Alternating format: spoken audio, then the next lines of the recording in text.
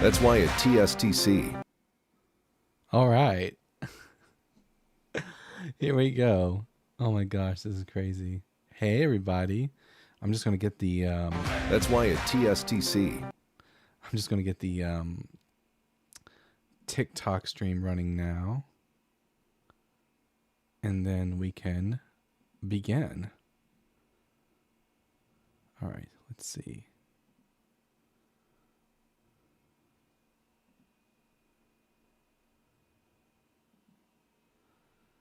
All right. And we're live. Holy hell, here we go. And as soon as I get my my wonderful co-host up here, and then we can start reading our very first ever super chats.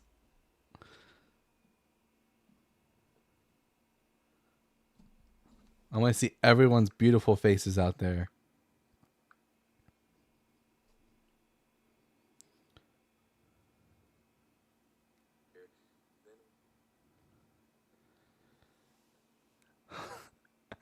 Hello, everybody. Make sure you tap that screen and share the live with those you love, with those you hate, with your friends, and with your enemies. You tap that screen like Jonathan wanted to tap King David. And, of course, like the live if you're on YouTube. Something new I'm going to have to learn to say. Hello, Ashland. Yellow. We're going to read our very first ever super chats now. We're going to start with at Helping MAGA Deconstruct. Here, let me just move this around. Saying, I am, with $10, saying, I am glad to see you finally going live on YouTube. May Doug and Sharon bless your first live. They will. I have a good feeling about that. Thank you so much, Helping MAGA Deconstruct. And with Sir Game a Lot with $19.99 saying, hell yeah, Bible guy. Hell yeah, indeed. Here we go. Let's fucking go, people. We got two more super chats before we move on and talk to our guests. We got Connor Runda with $5 saying, there is no schism in Boss Sing Say. That is a nice little Avatar reference and a Justin Deconstruction reference for anyone who's in the know. And then finally we have here at Insifrium, who sends $2 saying, what a beautiful pale Messiah. I am a bit pale, and I somehow don't think that that's going to change anytime soon. How are we doing today, Ashlyn? I'm good. How are you? I'm doing fan-fucking-tastic. I went shopping for Thanksgiving to make that meal. You've had my Thanksgiving meal. Ashlyn came to where I live in Texas last year, 1 year ago exactly. Spent 2 weeks with me, and we had Thanksgiving together. And let me tell you guys, she is a phenomenal cook.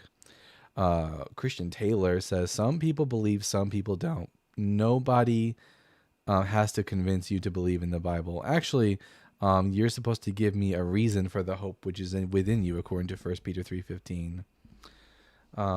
But hey, Christians, if there are any Christians out there who want to come up and have a conversation, listen, I don't bite unless you ask me to. Schizo Phil, bro. Thank you for following me. Thank you for the follow. Absolutely. Let's see. This is like our first ever like dual stream. So we're going to see how this goes. Like for now though, people, I can only accept guests on TikTok. I cannot accept calls from YouTube yet. Me and Justin will work that out in time, but for now it's about me getting used to the OBS setup. Let's see. Your audio is cutting out on YouTube. Maybe I'm peaking a bit. Everyone in the YouTube chat, tell me, how do I sound now?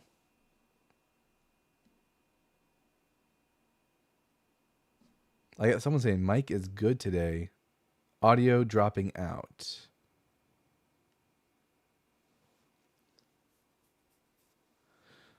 Lost Guy says life after death is better than just being dead forever. Well, what is considered better and what is considered worse is irrelevant. I don't care about what's better and what's worse. I care about what's true.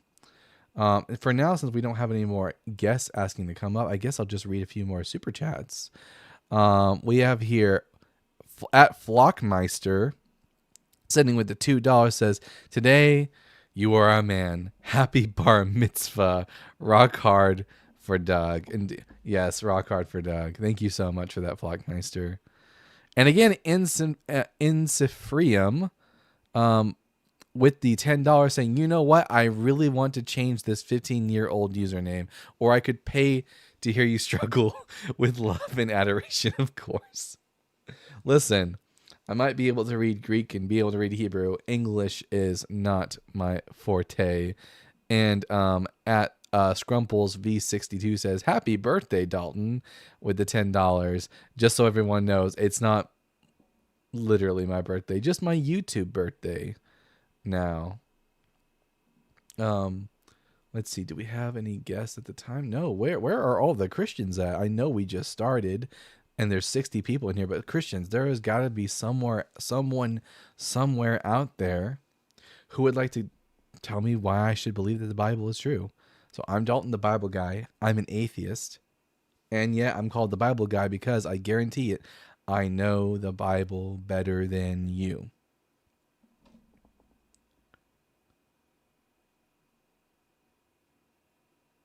Exit stream and come back to fix the audio.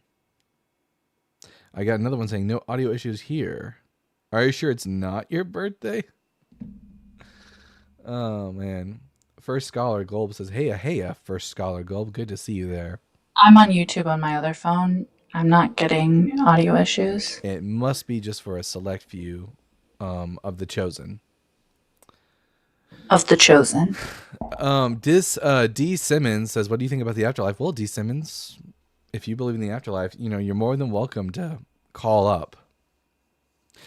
Aaron says you changed your profile pic. I was confused. The Bible contains 735 prophecies about the future. Well, I don't believe that's true, but you're more than welcome to call in and like have a discussion with me about it. Listen, I think that if the Holy Spirit is real, then he should be able to empower some of you Christians out there to actually be able to like defend the faith that you have.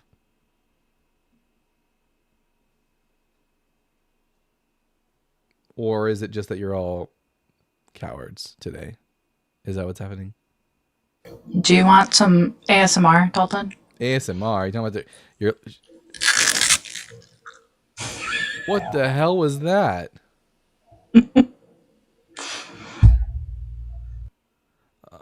First Scholar Gold says, same brother, love your lives. Thank you so much. That YouTube sound good to me. Good, Aaron. Glad to hear that. So everyone, just like I guess to update you, if you weren't here yesterday and you didn't hear, yeah, I quit my job. I had a boss who was abusive towards me and my coworkers, and especially to my mom, made my mother and one of my coworkers cry. And I just wouldn't. I cannot stand for that. So I basically told him he can go screw himself, and I quit. So now you get full-time access to the Bible guy, everybody. Oh, God. Laminin, look it up. Not laminin. Ashlyn, are you familiar with the laminin argument? Yeah, not familiar now. Basically, it's this, like, I guess it's like a protein or something in the body that's shaped roughly like a cross. And No. I know that, yeah. It doesn't actually look like a cross. It's in, like, all different shapes. It's all different shapes. It only looks like a cross on the diagrams. What a crazy thing. What a crazy thing. Go, you, Dalton. You're not... you're gonna never look back. Never look back. Never surrender. Here we are, guys. I'm just gonna be a streamer now, apparently. We have here at Declan James with the $10 saying, I've been so looking forward to a YouTube stream so I could say, you've watched Supernatural. I would love to hear all of what was that? I would love to hear all of your thoughts on it. I love Supernatural. It is one of my absolute favorite shows. I've seen all 15 seasons. I own all 15 seasons. And honestly, its portrayal of God in season 15 of Supernatural, Chuck, is probably the most accurate version of God. Ashlyn, keep a watch on the guests and make sure and see if we get any people who want to call in. Josh at Joshua Shell 2234 with the $5 says, do people actually believe in Jesus, or was it said, or what is said about him? Why is Paul not said as a heretic? Feet to the fire. Is law not perfect? That's a good question, Joshua. Like, in regards to like, do people really believe in Jesus or what is said about him? It's kind of hard to say, because people believe in Jesus as an idea, but do they actually follow the teachings of Jesus as laid out in the Gospels? And I would say no, because Jesus taught his followers to observe the law of Moses. And since Christians don't actually observe the law of Moses for the most part, unless you're part of a fringe group of Christians, therefore Christians don't actually follow what Jesus taught. In regards to Paul, like, did people think Paul was a heretic? Well, there were, at least we know in Paul's day, there were people who thought that he was a false apostle. How do we know this? Because Paul talks about it all the time. He talks in his letters about how people are always accusing him of being a false apostle, and he has to constantly try to give reasons why he's not a false apostle. So, yeah. And there was a group of Christians called the Ebionites, who existed up until the 4th century. They were Judean Christians who kept the law of Moses, did not believe in the divinity of Jesus, did not believe in the virgin birth, and they thought that Paul was a false prophet, false apostle. So yeah, that's a real thing out there. That they don't exist anymore, but they did exist originally. And we got here Aaron Paul 2651 with the, what is that currency? Can someone enlighten me about what? I don't know what currency is all about. What currency is this?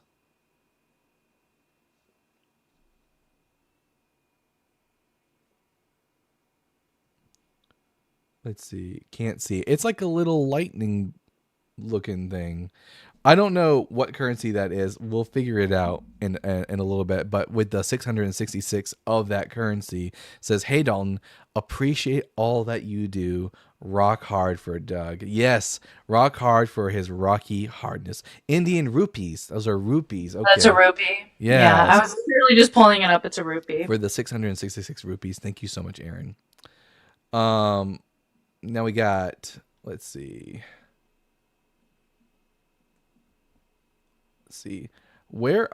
Listen, if you know a Christian and you would like for me to debate them, then just tell them where to find me. Here we are. I'm the Bible guy, and we probably know the Bible better than you do, Christians. ABC Gotsia in the comment section on YouTube has been going off for a while, and yet they haven't showed up in the guest request box. I wonder why that is. Maybe it's because they know that they don't actually have a really good reason for me to believe in the Bible. What do you guys think?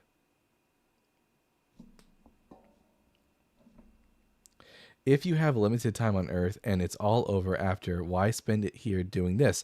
Why? Because it's fun. First and foremost, it's educational and it betters people.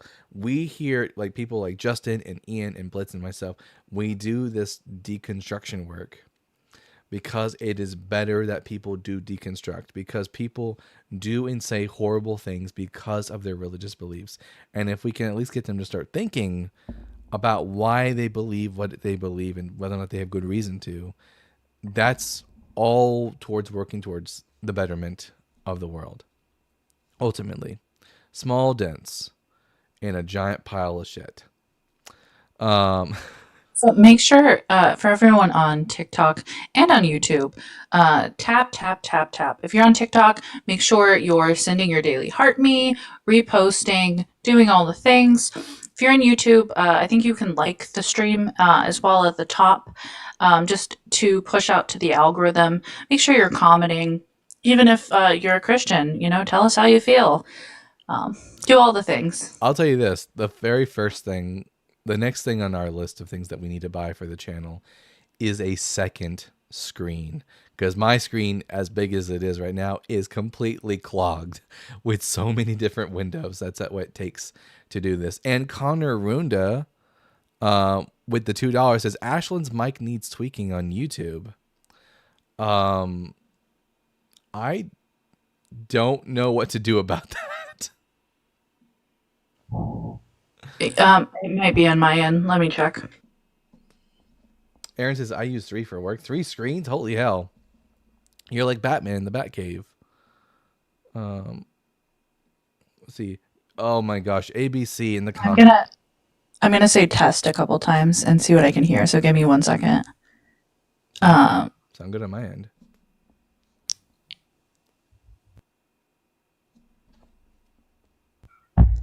Test. With the $5 says, oh. ABC in the comment section. Why are you running your mouth in the comment section and not coming up and talking to me? Are you just a coward? Does the Holy Spirit not give you the ability to actually defend your faith? Like, I'm ignoring everything you're writing from now on until you actually come up and talk to us. See, you aren't receptive for real. Hey, I don't think you're receptive, Mars. ABC fears Dalton because he fears Dalton is the one true God. I don't know about all that, guys. I am definitely not the one true God. Although I am more moral than the Christian God. Yeah, it's definitely my mic. Dalton needs tweaking. I'm gonna see if it's on my end as far as this thing goes. But it might be in your end. All right, let's see. Here, ABC, I'm going to mute you for this live. And if you actually want to keep running your mouth, you can run your mouth up here with me. Test. You're very loud. I'm very loud here? Yes. Oh, no, that's just because I'm really close to it. Test. There's like some sort of reverb on YouTube. It's with at Cognitive Capuchin with the $5 is hi Cognitive Capuchin. I love that name, by the way. Carpenter's Disciple, how's your Saturday going? It's going pretty good. I would love for some theist to come up and like have a discussion with us, but like, what are they doing? It might be the Sabbath day, but Christians don't give a fuck about the Sabbath day. So where the fuck are they? Did Jesus have abs because he did CrossFit? Oh my gosh. If you're on the YouTube channel right now, and you're wanting to call in, then you have to go onto YouTube. I mean, on TikTok. You have to go onto TikTok if you want to be able to talk to me right now. We do not yet have the ability to like do any crosstalk between YouTube and TikTok yet, but we'll have that done within like the next week or two. But there's 102 people in here though. It's on your end, Dalton. I turned down my mic, and yeah, it's still there's like reverb or something. I don't know what the technical name of it, but it's not just loud, but it's like echoey. We'll have that done within like the next.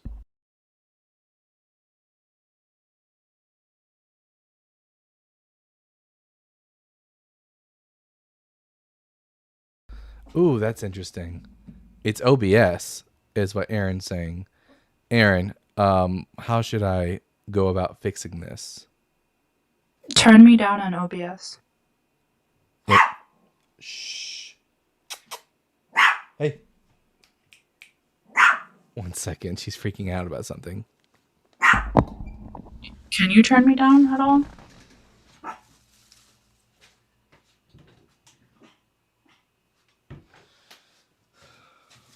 All right. Turn you down on OBS. How do you turn down someone else's mic on OBS? I don't know. Oh, I don't know. lovely. Aaron, if you know, you're more than welcome to request up and give us a little bit of tech advice. Oh, I have dual inputs, but this is the only input that I'm in is TikTok. That's the strange thing, 'cause it should just be mirroring my sound from here, because I'm not plugged into him. Not only did they steal from Egypt, Judaism, and paganism, their intent was to wipe out pagans. Who's they?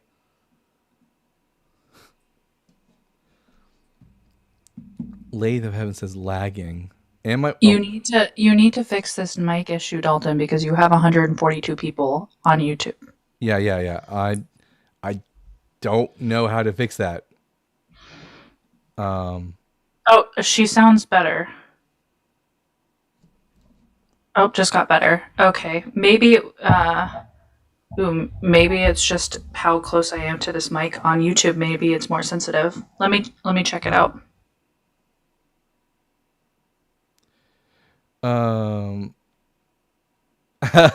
Dirty Roger says you should believe in the Bible due to the Bofa theory, and that's the part where I go, Bofa what? And he goes, Bofa these nuts.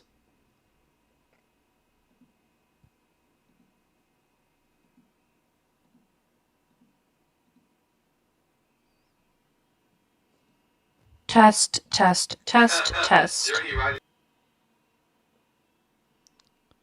How about the Wendy's theory? Wendy's nuts hit your face? Yeah, I know. Oh, at Joshua Shell with $5 again saying, dog cam, dogs are better than cats. What cat helps the blind? Hey, listen, I love cats and dogs, everybody. I love cats and dogs, but I do not have any cats. I do have dogs. I do love my puppers. Dog cam, maybe one day. Let's see. I love cats. Oops, sorry. That's you. I don't like hearing my voice. I think I just have a better mic than you, and so it's picking up my sound. Boo. Because my mic is a lot better than yours, so it's probably really loud. And I think there's also something, like a delay or something in OBS. So I'll just try to speak quietly and away from my mic, because y'all can hear me fine on YouTube still. I'm just not as loud as normal, right? Yeah. Or on TikTok, excuse me.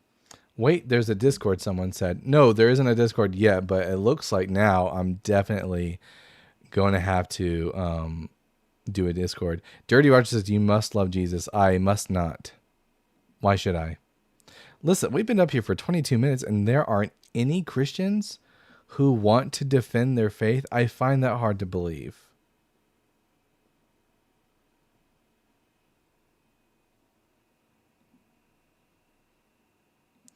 Aaron Paul again saying, yes, it's the Indian with the 666 rupee says, yes, it's the Indian rupee. I'm an ex-Pentecostal Indian fan.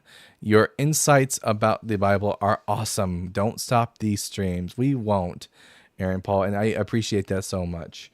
I do plan on, now that I have a lot more free time, not only doing these live streams, but also doing a podcast where I will be doing research for special topics, and then we will be making videos discussing those topics.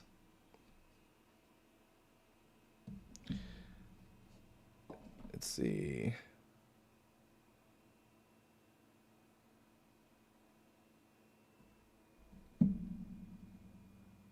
What we got going on here? We got here another guest, Marduk, at Marduk 688, giving us some advice saying, turn off capture desktop audio in OBS sounds like you have duplicate audio inputs selected. You guys are just saying things to me, but those words don't mean anything to me. Like Ashlyn, am I technologically literate? No, you're absolutely horrible. It's absolute. So I figured out a way to do it with the string key. But there's actually an easier version that Justin knew. It takes me time, but I can do it. Dalton downloading files, absolutely hilarious to watch. Or why can't I hear you on Discord now? Dalton, I'm probably not on speakerphone anymore on Discord. If there are anyone in the TikTok guests who know how to fix this. Oh, Aaron's here.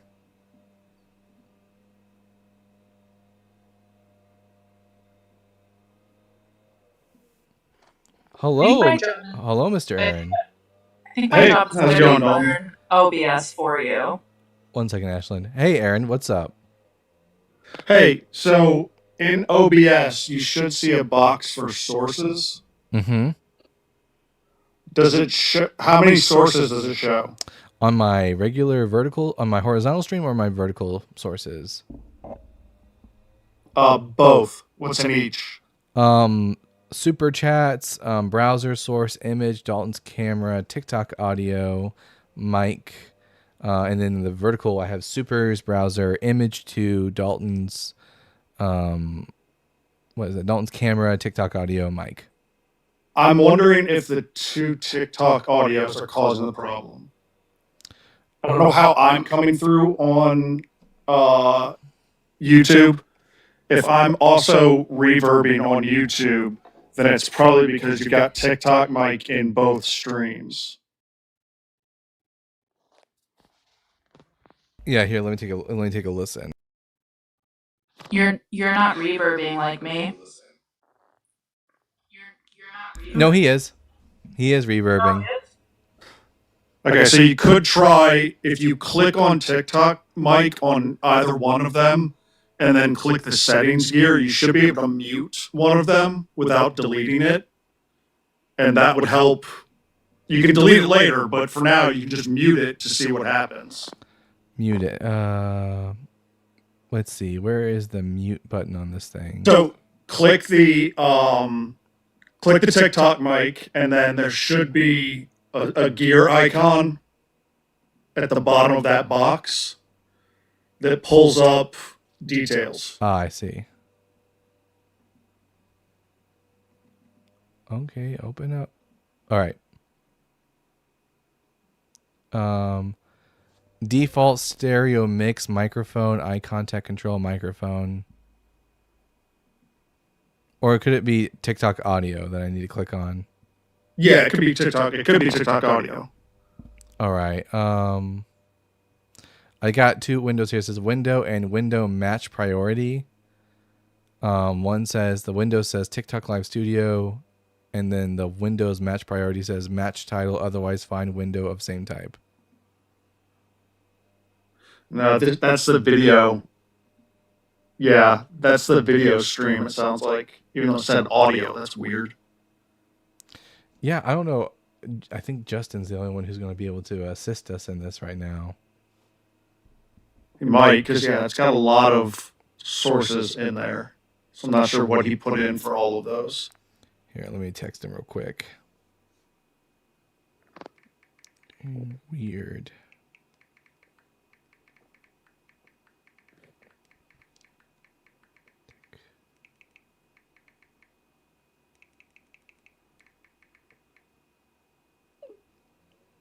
All right, well, Lady of Heaven says Dalton needs help. Justin. Yeah, we'll see how long it takes them to respond and find out what's happening. Until then, Sent you a DM with a link that walks you through checking the volume settings for the sources and gives you nice screenshots of step by step. What was that? I DM'd you a page that walks you through changing some microphone settings and like gives good screenshots and arrows and everything to help understand what's going on. Oh, where did you send that? On TikTok. On TikTok. All right. Yeah. See.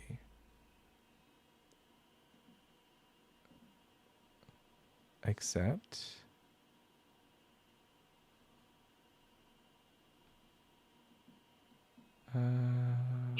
You not being friends with Aaron on TikTok is a sin. Am I not friends with Aaron? You said if you had to accept. No, we're friends. You just have to accept the first message. Oh, okay. Yeah. I assumed because you said accept. It's weird because I don't remember having to accept the first message. It seems like it's a new thing because I've just started having to do it in the past like week or two. Or even if we're friends, I still have to accept the first message. While everyone's up here, follow Aaron. Aaron's awesome. I don't do much though, in terms of videos. Yeah, follow you. Yeah. Okay, let's take a look. How to make the mic louder in OBS.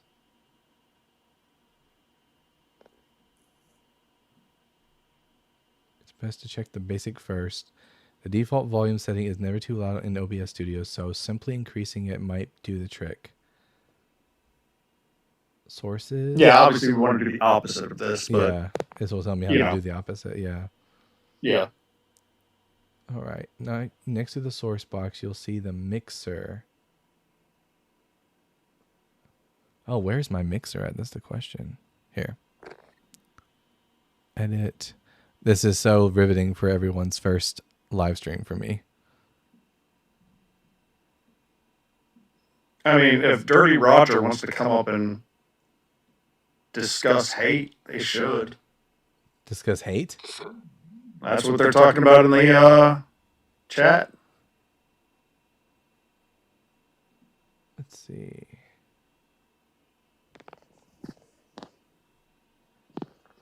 Next to the sources box, you'll see the mixer panel on the right-hand side. Slide the toggle. I don't see that, though, is the problem.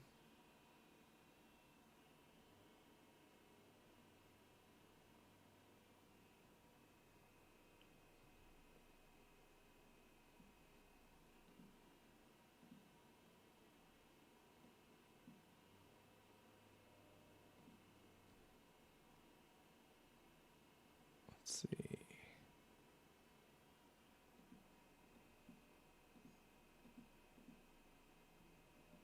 I'm wondering if it's hidden in this setup, and if you go up to view, if you can show it from the view menu. The view menu. It should be up at the top. I do have an an audio mixer here. Oh, there you go. And I've got, let's see, TikTok audio, mic, desktop audio, and Dalton's camera, which is off. That one has to be off. That sounds right, because there's only one TikTok audio in there. All right, let's see, everyone. I just clicked on something. Tell me if the reverb is still happening. Ashlyn, say something. Test. 1, 2, 3.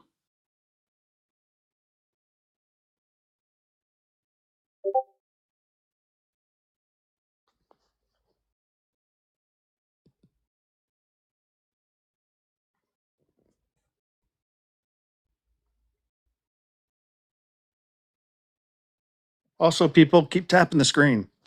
Yep, that seemed to fix it. Perfect. We got through that, everybody.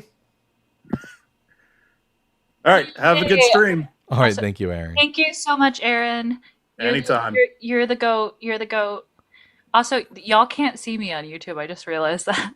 I wasn't even paying attention. So you just hear my voice. So I'm like God. I mean, that sounds like a problem. Hearing voices. At Sitch Crystal Christale 3387 said for the $5. Glad to see you on YouTube finally. Now I can simp for you directly on your stream. I appreciate that. Simp away. Absolutely. At Rainbow Ash 666 for the $2 said try a baiter topic. The Bible is trash or something. What do I have a bait topic like that? I like that topic. Ash, that is like actually a fantastic idea in my opinion. I'd have to create it from scratch. Oh.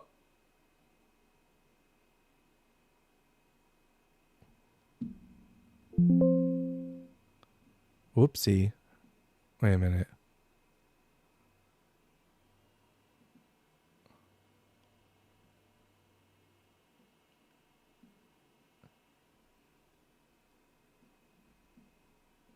Uh-oh. Spaghetti-O. Docs.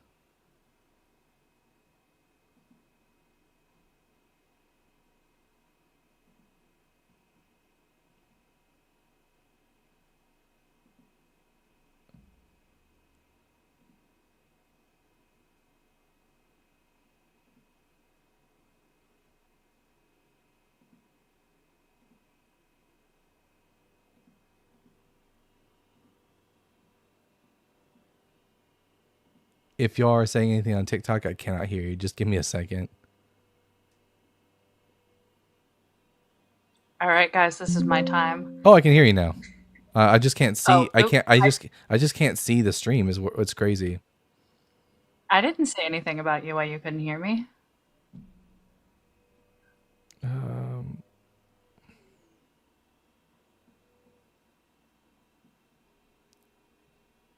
Wow, this has been such a riveting stream. Yeah, it's weird. It's Saturday. I'm surprised you don't have more guests. She lies. Jinx, don't tell him. Thank you, Aaron. Aaron agrees. Jing's the MVP. Let's see.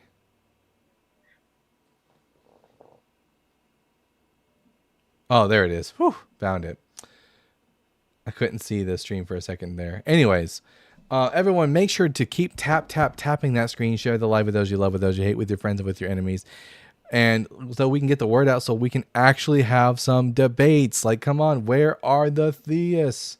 Usually it's been what at this point, 30 minutes, and we still haven't received a single theist caller. Have I converted them all? It says 37 minutes on YouTube. Yeah. Have I converted them all to atheism? Is that what's happened?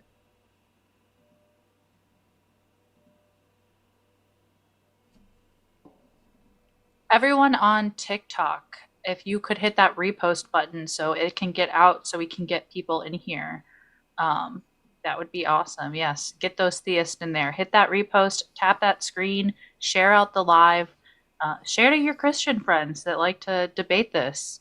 Watch them get pummeled, concussed. Angel in the comment section says Christ is everyone. No, Christ is no one, because there is no Christ. What are you on about? If you're willing to find a way to convince me that Christ is everyone, I mean, I don't think you'll be able to convince me that even Jesus was the Messiah, let alone that everyone is. What a wild take. That's probably some new age bullshit right there. Aaron says, with the 100 rupees, I'm streaming on YouTube through my Android and Windows PC. There's no link to join the debate. Yeah, okay. Also on YouTube, there currently isn't a way for people on YouTube to join the debate. You have to go to TikTok in order to ask to come up as a guest. Let's see. Christians are scared to talk about the Bible. They are scared to talk about the Bible. Where does hate and love come from, and who promotes them? Hate and love both come from the brain.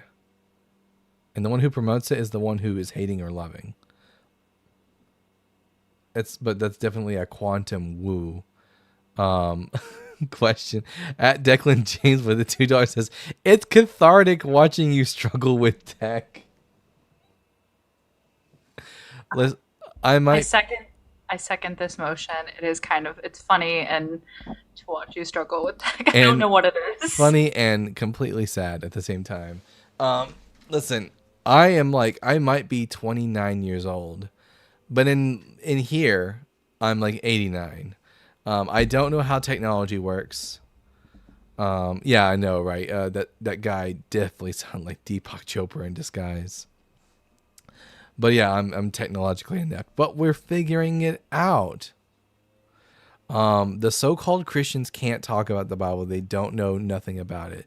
This is true. This is my experience that especially on TikTok. I can't speak for outside of TikTok, but on TikTok, the majority of Christians don't know the Bible at all. They have like a very cursory knowledge of the Bible that's very shallow, and based a lot mostly on what they heard from their pastors growing up about the Bible, but it's not about actual in-depth knowledge about the Bible. Marduk 688 with the 499 says, "Do you see a streaker icon? It should be right on the." Oh, this is from earlier for the tech help, Marduk. Thank you for the assist, but luckily we've got it all figured out over here. Thank Doug. Let's see. It's funny how they are surprised when you tell them Bible verses. They don't expect it. They don't expect someone to know the Bible better than them, especially not a non-believer.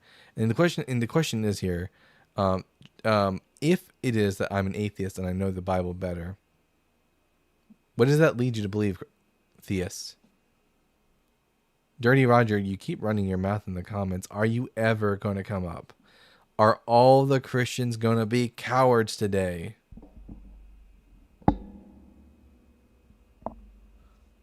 I think they know that they can't really find me a reason to believe in the Bible. Respect the horns. Does Ashley have horns on right now?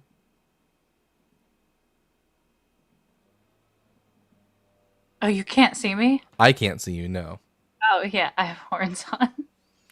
God is spitting on all his believers. What are the biggest Bible misconceptions? Ooh, that's a good question. What are the biggest Bible misconceptions? I think the biggest of the big Bible misconceptions that a lot of people have would probably be that the God of the Bible has the omni properties that we are familiar with. So, when we talk about God, when people talk about God, they often assume certain sort of aspects and qualities about God. They'll say that God is all knowing, or that God is all present, or he's all good, or all powerful. But the Bible doesn't exactly give us the same conception about God that modern day Christianity does. The God that Christians worship today is not the God of the Bible. They worship the God of philosophy.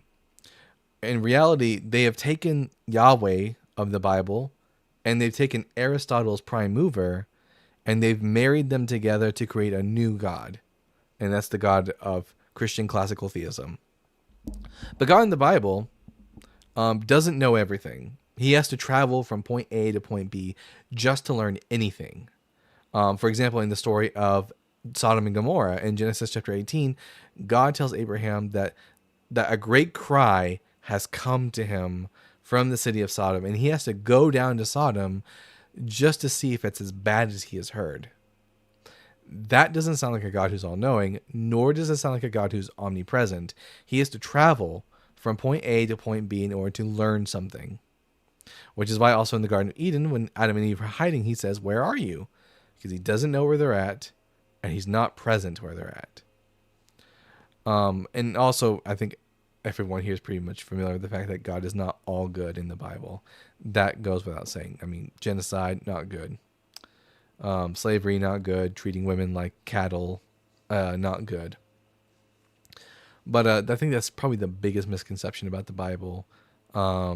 RM12, and so, by the way, because we're not getting a lot of theist opposition today, if you are a friendly and you'd like to come up and ask me Bible questions, feel free to get in the box.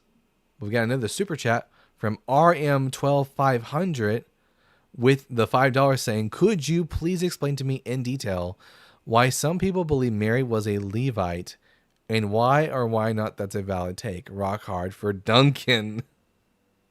Not Duncan. I saw that earlier and I was like, oh my God. So in regards to why they think Mary would be a Levite is because in the Gospel of Luke, Mary has a relative by the name of Elizabeth. And Elizabeth is a daughter of Aaron. She's a Levite. So if Mary is related to this Levite woman, she must be herself a Levite, is the idea. And that's a possibility, although I don't know if it's necessarily conclusive. We don't have a genealogy for Mary in the New Testament. We have two genealogies for Joseph, one given in Matthew chapter 1 and one given in Luke chapter 3, in which they're both for Joseph and they both contradict each other. But we never get a genealogy for Mary.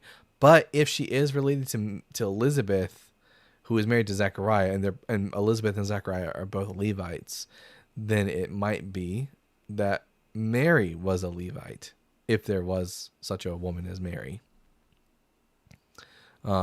Jesus definitely had a mom, but whether or not his mom was like Mary, the Mary we think of, that's another question altogether. We have here our first guest, Esoterikoi. Esoterikoi, I'm going to ask you the same three questions I ask every one of my guests, irrespective of who they are. Question number 1, are you at least 18 years old? I am. Question number 2, are you theist or atheist? I'm a theist. What kind? My question for you, I'm not really an op. I'm not coming up to tell you why you should believe in the Bible, but you opened it up earlier to questions. Yeah, I just wanted to ask you a just question. real quick. I just got to get through these preliminary questions, and then we can have a discussion. Oh, sure. So what kind of theist are you? Kind of a Gnostic theist. All right, and then final question. Like not agnostic, but capital G, Gnostic. Yeah, and then final question. What pronouns do you go by? He, him. He, him. Okay. Esoterikoi, he, him. I'm Dalton, the Bible guy. You say you're not an op, but you have questions. What questions do you have for us? My main question for you is, why do you think that Christians, or people who follow the Bible, including in Judaism and all that, want to create a single narrative out of the Bible, as opposed to looking at it as different stories from different places and different people at different times? Well, sometime between the 2nd to 5th century CE, there's a passage in the book of 2 Timothy, chapter 3, verse 16, where the author there says that all scripture is, and he uses a Greek word, theopneustos. Now, theopneustos originally had the connotation that something is life-giving, but Origen of Alexandria, who was one of the church scholars of the ante-Nicene period, proposed that theopneustos carried the idea that of inspiration, that the Bible was inerrant, that it had no errors within it, and it was completely consistent through and through. And any inconsistencies are a matter of interpretation or allegory. And the church just ran with that, and over time, the idea of the infallibility and inerrancy and univocality of the Bible grew and grew until you get modern fundamentalists who just wholeheartedly believe this. But the Bible doesn't support the idea that the Bible is univocal and inerrant and inspired. Do you think that's what led to the idea of God being all of the omnis? Because in order for the Bible to be true in a lot of ways, you have to stretch the definition of what God could or would do in order to fit those, omnipresence, all of that. No, I think that what happened was that as Christianity spread more and more to the Greek world, Greek philosophy mingled with Christian theology and resulted in the creation of this new deity, the God of classical theism. This was the philosophical elites of the Greek world who are becoming Christian, having a way to make sense of the God of the Bible. That makes sense to me. Thanks for answering my question. Absolutely. You have a good day, Esoterikoi. Well, that's a nice first guest. But we also have Misfits coming up, who's a regular in the comment section. So, Misfits, I'm going to ask you the same 3 questions we ask all of our guests. Question number 1, are you at least 18? Yeah, I'm 24. And question number 2, theist or atheist? Atheist. And then question number 3, pronouns. He, him. All right, Misfits, he, him. I'm Dalton the Bible Guy. You are familiar with me. What brings you up to the panel, Misfits? See, a topic I bring up in my debates is something in Second Kings, where obviously with the story of Moab, is it because I always see the apologetics with this? Did Yahweh lose to another god, or did he just abandon? I think you're not referring to Molech, but to Chemosh. To the god Chemosh. Yeah, it would seem that we have a pagan king who offers a sacrifice, and which results in God deserting the Israelites and them having to retreat. The logical reading of this from the perspective of an ancient Near Eastern people group is that this other god simply triumphed over Yahweh in this story. And the people group that worshipped Chemosh actually said as much in their own writings. They said that Chemosh prevailed over the Israelites. Mm-hmm. Okay. It's also because I got all of this from Dan McClellan. I don't know if you see him as a valid source or not. Again, that's up for interpretation. I literally have a Data Over Dogma hoodie in my closet. Okay. So I read upon it myself, and also I did my own investigating. Even after that, there was a stone from the king at the time saying that Moab continued to be sovereign for the time, in the future. So, but because I think it was Isaiah or First Kings where Yahweh promised the city of Moab, and obviously because the evidence that we have that was completely false, would that be considered a false promise? Yeah, I mean, Yahweh makes promises, but like any other deity, those promises can be thwarted by other gods. So I think what's important for everyone to remember is that when we're reading the Hebrew Bible, that it's important that we remember to read it the way we would read any other ancient Near Eastern text. We often come to the text with the assumption that God is like the most powerful God and all the other ones are subservient to him or whatever. But in reality, for the ancient Israelites, God mostly had power within his own land, the land of Israel, and outside of that territory, other gods were more powerful and could prevail. And that would change as with the Babylonian exile. But prior to this, the idea is that the God has the most power in his own land. Okay, I get it. Yeah, that makes sense to me. Yeah, that's perfect. Thank you. Absolutely. Any other questions? Yeah, that's perfect. That's everything. All right, Misfits, you have a wonderful day. Thank you. We got a Heathen Reason. I'm getting to talk to all my followers now. This is crazy. Heathen Reason. I'm going to ask you the same 3 questions I ask everyone. Question number 1, are you at least 18 years old? Yes, I am. I'm 39 years old. Oh, you're a little bit muffled. Oh, sorry. Maybe it's my connection. Am I still muffled? It's not muffled. It's so much as it's just you're quiet, but I can hear you well enough, and hopefully everyone else can too. Question number 2, atheist or theist? I am an atheist. Mm-hmm. And pronouns? He, him. Christians, why can't y'all be this clean and simple? Heathen Reason, he, him. What brings you up to talk to the Bible guy? Why did I talk about myself in the third person? Why am I Jesus Christ? Ew. What brings you up to talk to me? So one of my favorite things to research is kind of like the narrative parallels between the Old Testament and some of the surrounding, Mesopotamian, Babylonian cultures and things like that. Recently here, though, I got into looking up the possible, I guess, let's say, narrative connections between the New Testament and some of the works of Homer. Oh. So I was talking to Jim Barrows actually recently, and he was kind of talking to me a little bit about how people of the time would have learned to read and write Greek. Mm-hmm. And a lot of that was like taking some of those old texts and changing some of the details to, it's like that copyist thing. Yeah. So I wanted to get your input. I think so. I don't have a lot of input on this yet because this is an area I haven't looked into a lot. But there's a book I plan on reading that has everything to do with this very topic. and Okay. it's a book by Dennis R. MacDonald.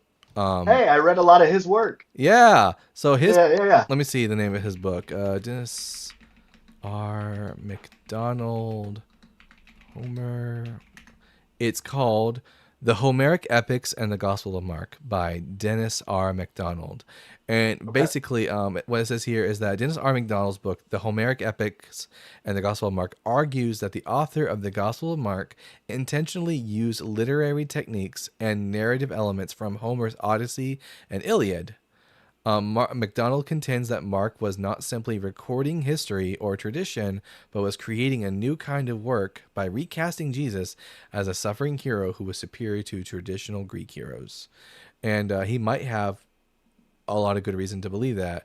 I haven't gotten to read Dennis's book yet, but as soon as I do, you bet your bottom dollar that we'll do a podcast episode over it.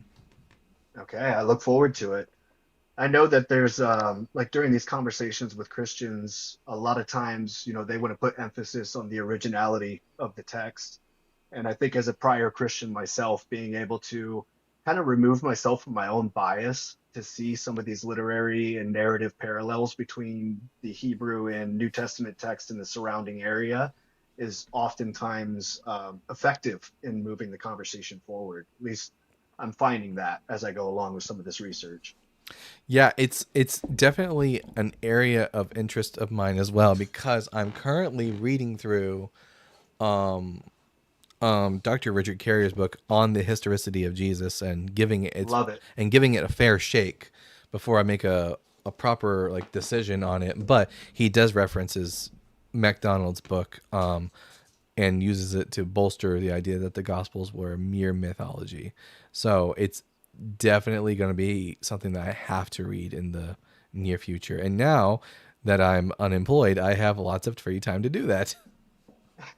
Yeah, I am sorry to hear about that, but I do wish you the best of luck on YouTube and growing your channel. And Ashland, hi, nice to see you. Anyways, Hi. I really appreciate you guys and appreciate your expertise, Dalton. Thank you so much. Absolutely, Heathen. And I appreciate you as well. You have a wonderful day. Yep, you guys take care. Wow, what a nice live so far. Our first ever YouTube live is Because there basically haven't what? because there haven't been any theists. Oh man. At Melanitis 616 says for $10 rock not $10 but 10 here let me this is just an easy little figure out. Here. What currency is PLN?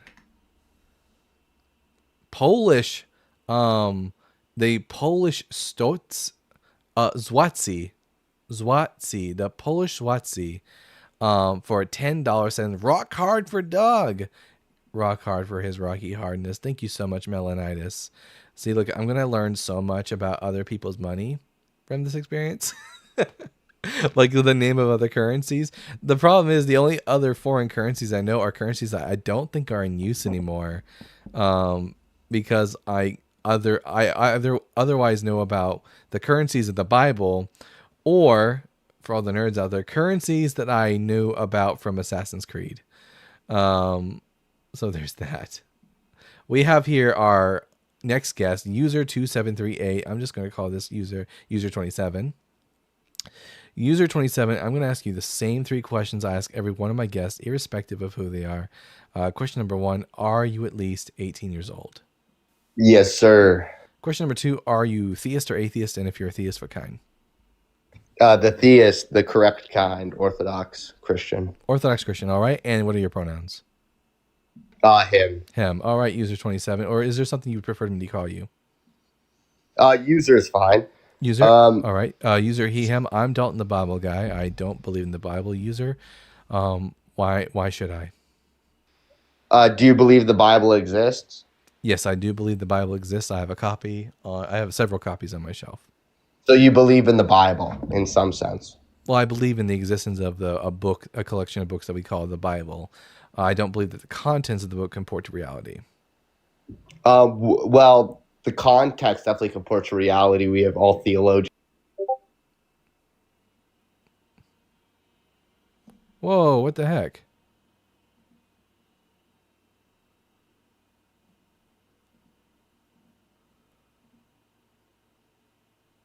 My live disconnected due to inactivity. What the hell is that? I don't know why the hell that happened. Here, I should tell Ashland to come back up.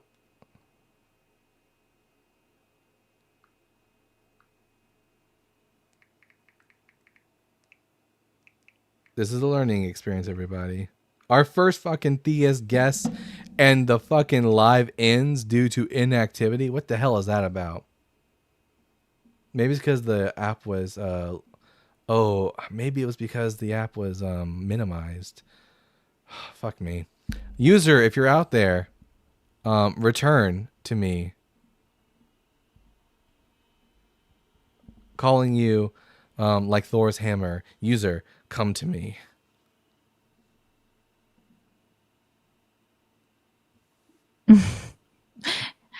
Of course, literally as soon as we get a I fucking... was so scared that you got a mark or something, like a ban. I was like, no, seriously. Yeah, no. I think what happened was that because the live was minimized, like the actual app was minimized on my computer, therefore it thought I was inactive and shut down. Oh my God, sir, you would never get blocked. Stop saying that. No, sir. We would, unless you said something horrendous, obviously. But no. Who said that? Who said that? Sir's like awesome. Sir, you got blocked. No, just kidding. Oh my gosh, that's so funny. No. Oh, you did say something in the comments. We would probably give you a warning first. I mean, depending. Like, you can't like say Nazi shit, but you know. Okay, I'm bringing back up user 27. All right, gee whiz. User 27. Sorry about that. My TikTok went down. I think it's because I had the app minimized or some bullshit like that. But anyways, we're back. Dalton, it is bullshit. You got to keep your mouse moving, or hit the command or control keys on your keyboard every so often. Otherwise, that will happen. Okay. All right. I'll remember. On the TikTok side, that's all you need to do. All right. I'll just keep my mouse moving down here. So, user 27. We were talking about whether or not I should believe that the content of the Bible comports to reality. Thank you so much, Jim.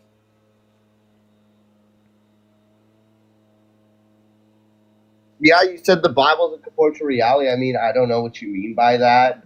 There's a lot of kings in the Bible that were backed by like historians, theologians across the board would all agree that this person is a real person that actually existed. That is a 1-in-1 correlation with the scripture. Also makes mistakes about those kings, doesn't it? Like, for example, it makes the claim that Nebuchadnezzar was the father of Belshazzar, doesn't it, in Daniel chapter 5? That would be based on your interpretation. So I think your belief in the Bible, you concede it exists. You would concede that there's kings. What's the interpretation? How's my interpretation incorrect? I'm not saying it is incorrect. I'm saying there's different interpretations for Scripture. I think that's what you're disagreeing on. Why should I believe in your interpretation of the Bible is different. Some might say there's a global flood. Some might say there's a local flood. Either way, we know floods occur. Does the book of Daniel chapter 5 make the claim that Belshazzar was the son of King Nebuchadnezzar? I'll have to look at that. But if it does, and you're saying that's incorrect, based on so why do you think that's incorrect? We have actual Babylonian records that tell us the list of the kings from the ancient Near East, and not only was Belshazzar not a son of Nebuchadnezzar, he wasn't even related to the man at all. So Nebuchadnezzar's son was Amel Marduk, and then after that, I think it was King Labashi Marduk, and then Nabonidus did a coup and overthrew Labashi Marduk, and then King Nabonidus was the last king of Babylon, and his son Belshazzar was the co-regent of Babylon. But not only was Belshazzar not the king of Babylon, he wasn't the son of Nebuchadnezzar. to your knowledge, right? To anyone's that- knowledge. Yeah, that's fine. So you're saying that because this is there, you don't believe in the Bible? That's why I don't hold the. There are a few reasons why we believe that the Book of Daniel is a forgery from the 2nd century BCE, but also the fact that Jesus never fulfilled any messianic prophecy is one of the reasons I don't hold when the authors in the New Testament consistently misquote the Hebrew Bible, it makes it less reliable to me. Okay, well, there's multiple denominations when it comes to Christianity. Some might hold that the same position as you, where some prophecies weren't fulfilled. I would hold the opposite, where Christ is God. But these are just battling interpretations. Yeah, the way I would ground my interpretation. Why should I believe that Jesus fulfilled prophecy? This is about convincing me, the Bible guy. Yeah, I mean, your interpretation, are you fallible? Sure, everyone's fallible. There is no. Okay, so you could be wrong. Yeah, there are no infallible sources. Okay, that's an assumption. I could be wrong, but the question is, can you demonstrate that I'm wrong? Yeah, so the demonstration would be you're fallible. I hold an infallible interpretation. Well, you're making the case that you can't battle with my interpretation. Are you infallible? No, I'm fallible. Now, the church, which grounds the interpretations of Scripture, which grounds the canon of Scripture, the church was guided by which was guided by the Holy Spirit. Why should I believe that? Canon the Bible. Why should I believe that? Because God exists, and it's necessarily the Christian triune God. God's not triune, and the God you worship is not the God of the Bible. You worship the God of classical. Do you believe in God at all? No. Do you believe that truth exists? Yeah, truth is that which comports to reality. Okay, so truth exists. In what sense does it exist? What's its ontology? In that truth is anything which comports to reality. A statement about things which comport to reality. I understand your theory of truth. What's the state of ontology? Is it concrete?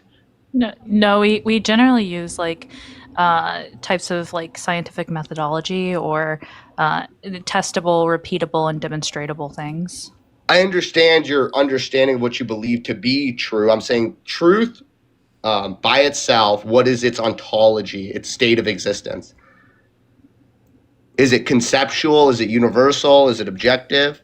It's objective in that truth is that which comports to reality. Reality does exist. For example, if I'm holding a Dr. Pepper can in my hand, that's a claim about objective reality. It's either objectively true or objectively false. Truth is about whether or not the statement I made comports with reality. Okay. Is truth concrete? Can I step on truth, or is it abstract, conceptual? No, truth are statements. It's an either or. Yes, truths are statements truth is a statement about reality. Statements are. So it's abstract. It's abstract, is what you're saying. Well, it's not concrete. Well, it exists in the brain, and then it's vocalized through the vocal cords. Okay, so is truth concrete or abstract? I'm still not getting an answer. Listen, I'm not a philosopher. I don't know what these terms mean. What okay, well, if we're going to talk about God, it's based on philosophy. What? Well, no. We didn't say here. God. It says, why should I believe in the Bible? He already does. He believes the Bible exists. He believes. The question is not whether or not I think the Bible exists. You aren't that dense. I think that this is the best you've got. This is that's what you have to go to, because it's the closest you can get to a got you or to a win, is that, yes, I concede that the Bible as a book exists. But when I say, why should I believe in the Bible, I'm not asking whether or not the Bible exists as a book. I think anyone with a modicum of brain power understands what I'm asking. What I'm asking is, why should I believe that the Bible's content comports to reality? Yeah, which you already conceded that kings in the Bible actually exist. That comports with reality. Okay, so Neil deGrasse Tyson is in a book, Superman comic book. He's a real person. Should I believe in Superman? Should you believe in Superman in what state of existence? In a fan fiction? As a real person that exists. Superman that has superhuman powers. Yes, I think everyone here knows what I mean when I say, does Superman exist? I don't believe Superman exists. Neil deGrasse Tyson's a real person, and he's in the Superman comic book. actually exists in reality. Does that comport? Yeah. Neil deGrasse Yes or Tyson. no? Neil deGrasse Tyson Okay, is a so real. I'll get to answer your question you asked me. Neil deGrasse Tyson is a real person, and Neil deGrasse Tyson appears in a Superman comic book where he shows Superman his home planet of Krypton being destroyed in a telescope. Now, just because Neil deGrasse Tyson's a real person doesn't mean that I should believe the Superman comic is true. Just because, for example, Nebuchadnezzar was a real king of Babylon, that doesn't mean that that he ever spoke to a person named Daniel, or had his dreams interpreted by Daniel, or that his son was Belshazzar. The question is not, are there a few nuggets of true things in the Bible? Because, yeah, there are historical persons that are mentioned in this story, or in these stories. But the question is, are the stories true about them? Like, yeah, so that goes into interpretation. That's why I said you're not. Why should I believe in the Bible? You yeah. What? How does one interpret it? Meaning comports that, with reality. what does it mean for for Belshazzar to be called the son of Nebuchadnezzar? Oh, I'll have to look into that. Now, Here, let's take a look. Daniel. Yeah, pull it up. Daniel chapter 5. But now we're talking about, should we read this as literal? Is this an analogy? Well, we'll get to right. that in a second. Now we're talking about what's the true interpretation of Scripture? Yeah, whatever you say. Right. The true interpretation, maybe. It's a small cult. They all these things actually occurred. Maybe there was some mistakes in them. Sure. But overall, here we it go. exists. This is the true interpretation. Daniel chapter 5. King Belshazzar made a great feast for 1,000 of his lords, and he was drinking wine in the presence of the 1,000. Under the influence of the wine, Belshazzar commanded that they bring in the vessels of gold and silver that his father Nebuchadnezzar had taken out of the temple in Jerusalem, so that the king and his lords and his wives and his concubines might drink from them. What does this mean? What does it mean that it refers to his father Belshazzar? What does that mean? What's the proper interpretation of the statement of father? Stepfather, as father could be, he's the father of my wisdom. Doesn't mean he's my biological father. So, right? There's in the Hebrew Bible, father in the Hebrew Bible, father either refers to one's immediate ancestor, being one's biological father, or to one's distant ancestor, like how, according to the New Testament, Jesus is the son of David. David is his father. Not because he's like the next in line, but because his ancestor is David. But was Belshazzar either the direct son of Nebuchadnezzar or even his descendant? That's what you're gonna have to ask a history guy. I'm not that guy, but just a quick Google search. Historically, Belshazzar is known as from Babylonian records as the son, or at least the crown prince / regent of Nabonidus, the last king of Babylon. The last king of Babylon. And was he a descendant of King Nebuchadnezzar? Yeah, so no, Belshazzar wasn't the biological son of Nebuchadnezzar. So that goes into your interpretation of Scripture. So that doesn't mean Scripture's wrong. Was he Nebuchadnezzar's descendant then, at the very least? Descendant, which means, what do you mean? Cousin? No, like any sort of family relation to him at all. I don't know if he was sleeping with a stepdaughter or anything. That's null and void. You're arguing your interpretation. So now, yeah, why should I accept your interpretation over the plain meaning of the text? Yeah, because my interpretation was canoned by the infallible church, guided by God. That's right. That's begging the question. Now, you as a fallible being, why would I? That's begging the question. What's begging the question? Yeah, that you're making the claim automatically, the assumption that the church is infallible. I don't hold to that assumption. You're going to need to demonstrate that to me. Yeah. So basically, God exists. It's the Christian God. Even if God existed, you can't demonstrate that. But even if God existed, that wouldn't mean that your church is infallible. The demonstration of God's existence is fairly easy. We're contingent beings. I'm just going to assume that I'm a deist for this conversation, that there is a God. Why should I believe your church is infallible? Because your deist God is false and would fail to actualize, pretty much. Well, your Yahweh God isn't real. Okay, prove it. Describe your Yahweh God. Is he all knowing? You said he doesn't exist. Prove it. You already know what you're saying doesn't exist. Go. I don't need to describe. Yahweh was You just an made the ancient. claim. Yahweh was just an ancient. Well, specifically your God that you believe is omnipresent and omnipotent and omniscient isn't described by the Bible. Whatever God it is you worship isn't being described by the Bible. I'm not sola scriptura. My church canon, I the don't. Bible. Why should I give a shit what your church teaches? Because you're making a point. It doesn't say X in the Bible. I'm not a rationalist when it comes to You're certainly not life rational. totality. Is this I'm a trans rational. What was that, Ashlyn? Yeah, is he Catholic? No, he's Orthodox, which is just as bad. They're actually usually more insufferable than the Catholics. But anyways, user 27, why should I believe that your church is infallible?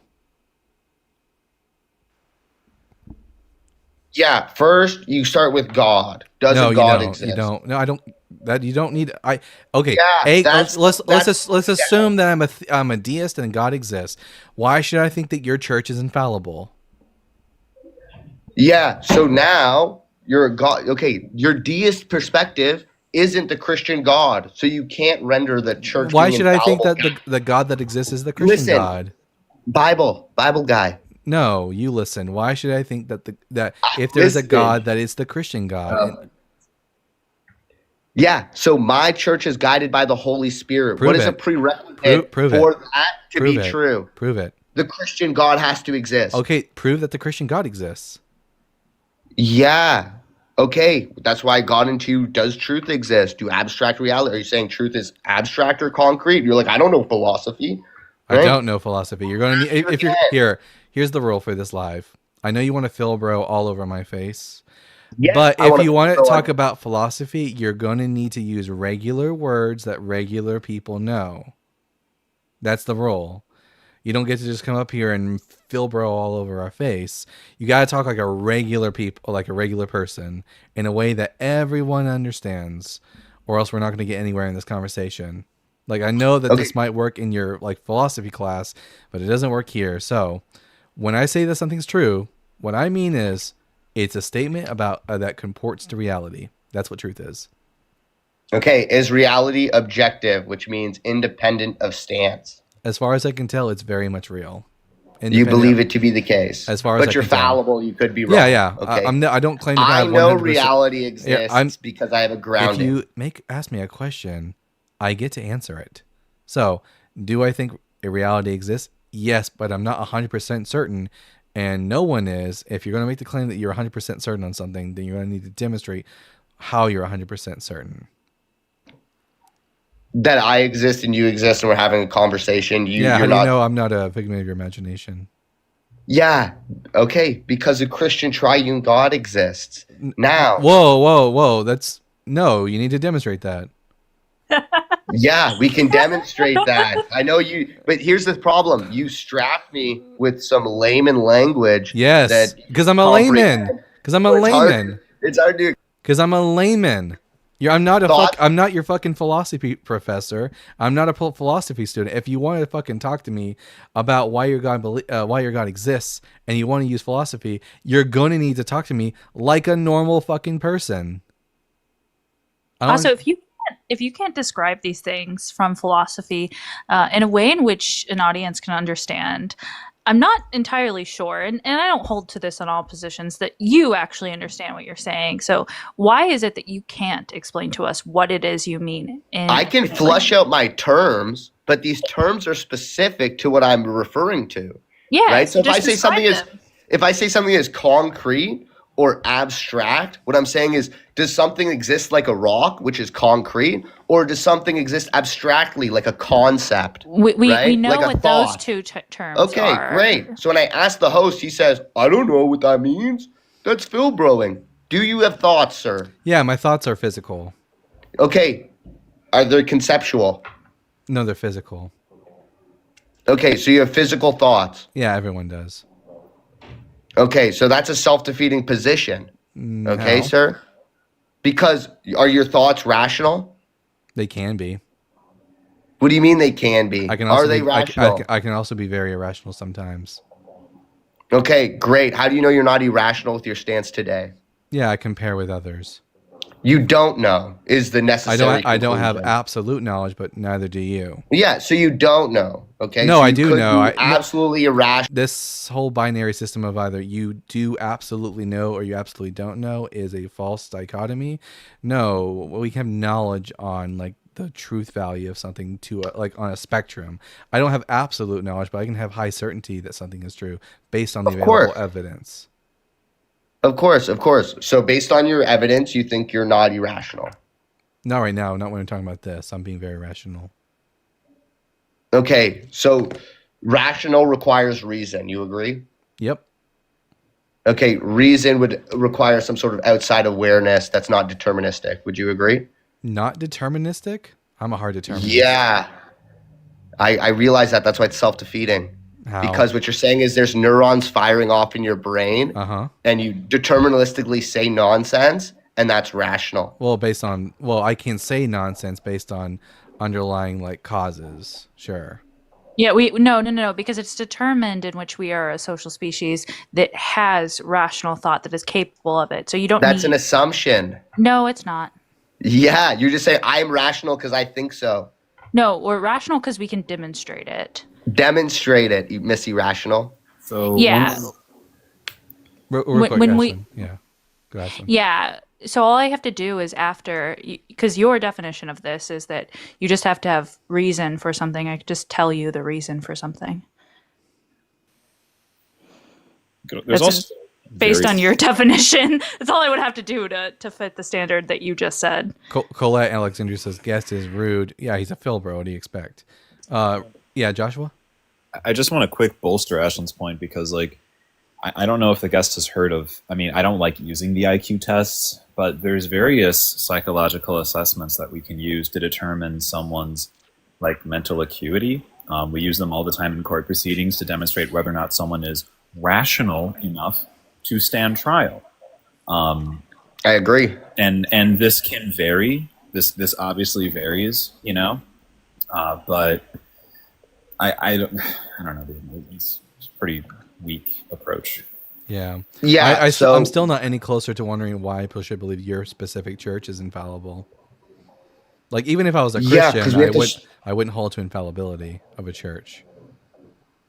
Yeah, and that's your prerogative. Now you just be wrong, right? As a fallible being. Based on?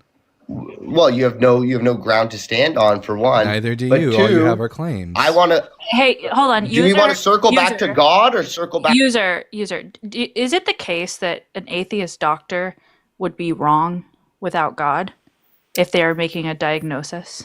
Without God, they would fail to exist, Ashley. Presupposition. Are you just a presuppositionalist? Is that what's going on here?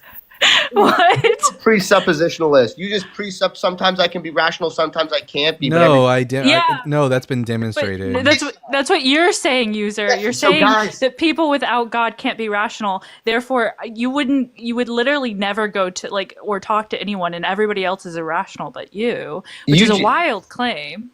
No, or you Ashley, and you believers. Well, yes. Am I a presup? Sure. Are you a presup? Yes. I don't presup. There's objective. I don't presuppose that I'm sometimes rational and sometimes irrational. That's just been demonstrated. There have been times when I have been rational, and that can be demonstrated by the evidence. And there are some times when I've been very irrational, and the evidence also demonstrates that. A more sound precept you made was that there is this objective truth that's universal. There are subjective. That's a precept. You're presuming there are subjective truths. Like, I think it's true for me that like chocolate ice cream tastes better than strawberry chocolate. But when I say, for example, that I am holding a Dr. Pepper can in my hand, that's objectively true based on the evidence, that the fact that statement comports to reality. That's totally fine, and your presup that what is true comports with reality. That's totally fine. No, I demonstrated it. I didn't just presuppose it. Do you have a different definition of truth? I go off a Aristotelian definition of truth. It's not too complicated. What is? You go off the definition of a dude who didn't know that the solar system was heliocentric? That seems pretty short. That's a debate for a different day, buddy. You're gonna have to make that argument defending your it heliocentric goes to model with that relevance. appealing to an overwhelming scientific consensus, making it the case. Oh, sir, no. And no, I think not you're too appeal to inept to make. consensus. It's appeal to just algebra and geometry. I can use trigonometry and sine, cosine, and tangent. You know, I can use very obvious and very very rudimentary like values. I can use like a protractor and a sextant, and I can show you. Radar. I believe it's heliocentric too. I'm just letting you know you're that going that off of- doesn't nullify You're basing your evidence. Okay, so like, but you're nullify a basing your- definition of truth. Well, I wouldn't like take an immunologist approach to truth, citing Andrew Wakefield. So I don't understand why you'd take this approach. I have a question for both chats. Put a 1 in the chat if you're actually further away from believing in the Bible and God after this conversation. Yeah, I think it's just quite obvious that these Phil bros don't actually have any actual evidence to back up what they're saying, so they have to go onto this whole tirade of what is truth, and they have to ask questions about what is this and what is that. Yeah. If you could actually demonstrate that the Holy Spirit is upon your church, and you have actual like objective like evidence for like the infallibility of your church, that would be great. Yeah, that's not an also like to know- issue, I'd also but you like to have know to this- start somewhere else and go down. You said, does the No, Holy we don't. Spirit guide the church? Yeah. Why should I believe now we that have to start is Why should I believe the Holy okay. Spirit's So guiding do you your church? concede? Do you concede the Holy Spirit exists? No. Why should I think it does? Okay, that's where we start then. All right, that's prove your the Holy Spirit. confusion, Bible guy. Prove the That's Holy where you're lost in the car. Prove that the Holy Spirit exists.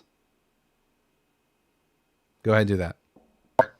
That's where I brought up abstract realities, and That's you start not getting dish you out. any closer to the idea that the Holy Spirit's true. Yes, there are abstract realities exist. You conceded to that. Did I? No, you didn't. You said something about your brain Yeah. being physical. You now, can't I'm just gonna be. I'm gonna be honest. I'm gonna be honest. You didn't concede to that. Really quick, user. Why, since I'm willing to bet that this abstract realities goes towards Aristotelian philosophy. Why is it that philosophy like ends like either there or at Augustine with y'all, like Simone de Beauvoir, Albert Camus? Like, why does it, or Nietzsche? Why does it never grow past the ancients? I think actually the first that y'all really get is like Immanuel Kant, and then it stops. But like there was a whole point in our history where philosophy and science were really kind of riffing off of one another with Isaac Newton and I think Gödel as well, but there was this other guy. to the Christ before Jesus raid. Yeah, because modern philosophy, especially secular philosophy, results into genocide G-side every time. The Bible never results in that's genocide. a good point. Right, that's a good point because I assume you're Catholic or Orthodox. No, Orthodox. Oh, okay, right. Because the Orthodox Church never conducted mass pogroms in Tsarist Russia against the Jewish populations there. I'm Serbian and the Orthodox. Russians currently are now being an Orthodox sect. I'm Serbian an Orthodox. State-sanctioned religion are currently not waging what can only be described as a genocide against Ukrainians. I'm the Serbian Russians have Orthodox, never. dude. What's that? I'm Serbian Orthodox. Oh, cool. Yeah, so I don't really give a shit. Orthodoxy seems to just has its hands just as bloody from this, regardless. Okay, where not do to you mention, it's ground not like human y'all have, life? like, a- Do you value human life? Here's the thing. How do you Here- ground here's- that? I don't believe that you do. Here's the thing, user. My guests are begging me for a Philbro timer. I don't have one, but you've been going on for 26 minutes, and we're not any bit closer to believing that your particular version of Christianity is true. So, and I got 4 different guests waiting in the comment section, so I think we're just gonna move on. Well, I'll do it quick. Maybe next time come with some actual evidence for your position. Now, we're gonna read some super chats real quick before we move on to the next guest. We have at again Insifrium with the $2 saying Jim Barrows from the Top Ropes. I know we love Jim here, one of the OGs. And then we have here Sir Game a Lot with the $1.99 says user arguments were good in the Middle Ages. Yeah, to Joshua's point, why haven't they moved on to modern day philosophy? Crazy. at GamerStash3611 with the $10. What the fuck, Dalton? Live on the YouTubes? Take my money, you glorious human. I will accept your money, you also glorious human. And then again from GamerStash3611 saying, have another 10 for question 3. It's so important. You know what? We will never stop asking people what their pronouns are. You can bet your sweet bottom dollar. And I do just want to say that we are supportive of trans rights, LGBTQI plus rights, as we find it extremely important. Women's rights, all the rights really. But we advocate for that community as well. So if you have a problem with it and you're an atheist, I don't know. Bye. Yeah. One last super chat before we move on to the next guest from Aaron again with the 100 rupees. Dalton, I encourage you to open a line internationally because, like TikTok is banned in most of Indian subcontinent. Don't worry, Aaron. We will be eventually opening up the line. So Justin's going to help me so that we're not only just taking TikTok guests, but also people from all over who will be able to call in and to the conversation. So we will have that coming up. I'm going to bring up a friend of mine, Justin. I managed to fix the problem from the echo earlier. I just had to mute the TikTok audio, is what it was. Oh yeah. Listen, I'm in the middle of Starbucks, so I don't know if I can contribute, but I wanted to sit in the box and maybe we can attract some more eyeballs. Absolutely. Thank you for being here, bud. All right. We're going to bring up Unchosen Hero. I'm going to ask you the same 3 questions I ask every one of my guests, irrespective of who they are. Unchosen Hero. Are you at least 18 years old?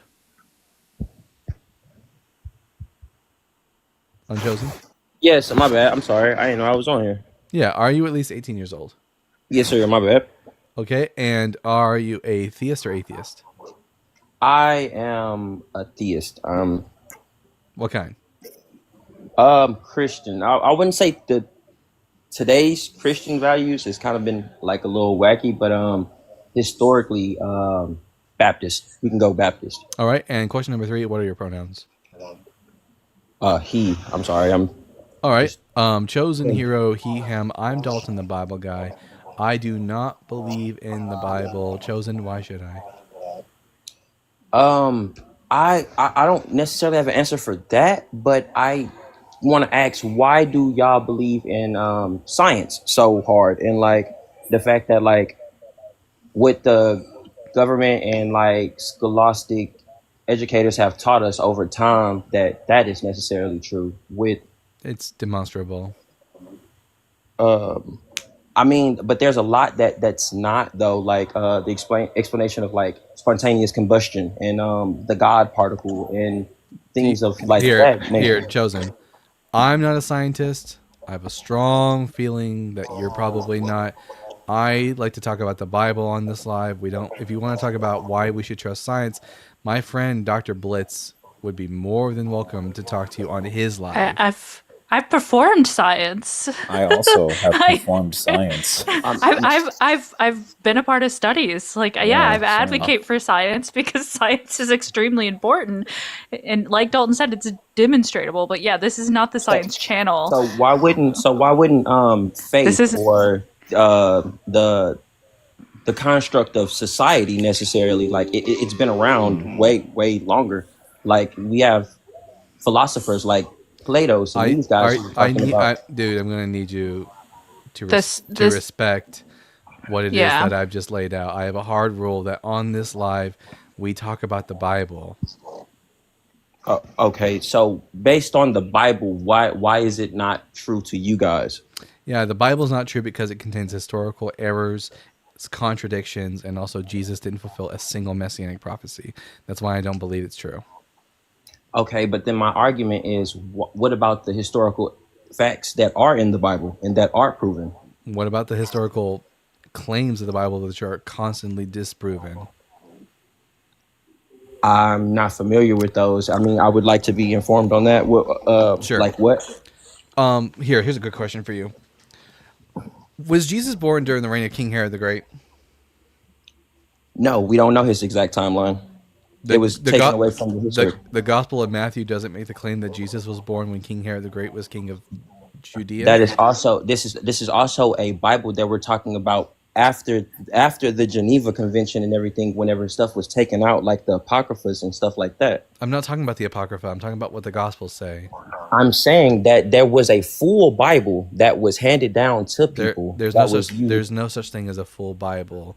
There in reality. So what does in the reality. Ethiopian church, what does the Orthodox Ethiopian church one second guess. In reality, there's no such thing really as the Bible. There are different versions of the Bible from different churches. They all have different canons, but the idea of canon is in itself just a silly, invisible barrier created by people. There are lots of different church groups who have all different kinds of canons.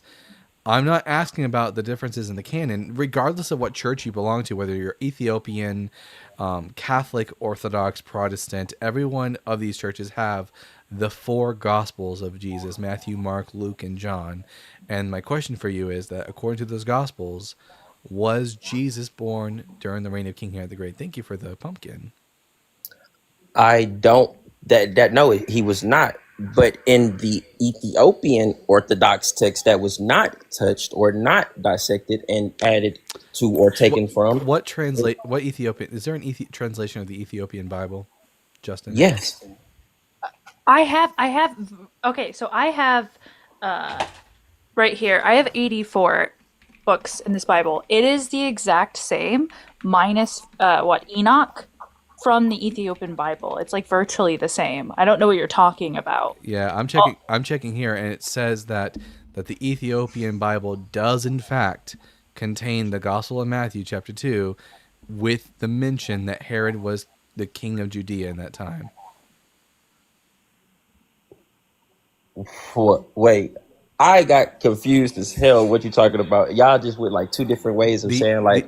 She's talking about her Bible, which has like tons of books in it, and the Ethiopian Bible both contain the Gospels of Matthew, Mark, Luke, and John.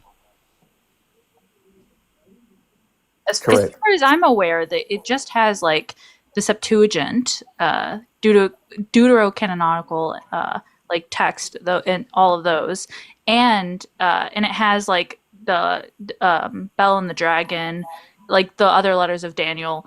And it also has Enoch in it. Basically, I believe all I'm missing is like Enoch, and then from mine. It sounds like you heard about the Ethiopian Bible and you are assuming that it's the one true Bible, but it seems like you don't know anything about the Ethiopian Bible. No, what I was trying to say before you had started to like twist it about the Mark book, I was saying that I don't understand why you're so dismissive to the Bible whenever I'm trying to explain it to you, but you're making silly claims about the Ethiopian Bible which are completely irrelevant to the conversation. So my question again to you will be, regardless of whether or not we're reading the Ethiopian Bible or the Orthodox or Catholic or Protestant Bible, they all have the 4 Gospels, the same chapters, the same stories. According to the Gospel of Matthew, was Jesus born during the reign of King Herod the Great?